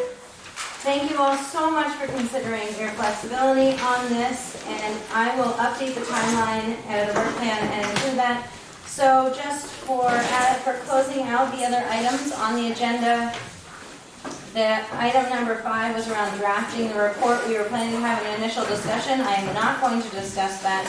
I just want to point out that there was a page included, it was all at the end of your packet if you read that far, about some of the kinds of things that will be included in the report. So just please take a glance at that, and hopefully we can talk about that next meeting. We will table the other business, and the next meeting goals, I think, is pretty clear. Thank you, Nancy. And so I will entertain a motion to adjourn. So moved. Yes. Thank you, Steve, seconded by Elon. Can I And, just stay on the line briefly after we adjourn? Yeah. okay, all those in favor of adjourning? Aye. Aye. Any opposed? All right, thank you all so much for staying here so late tonight. Where is next week's meeting?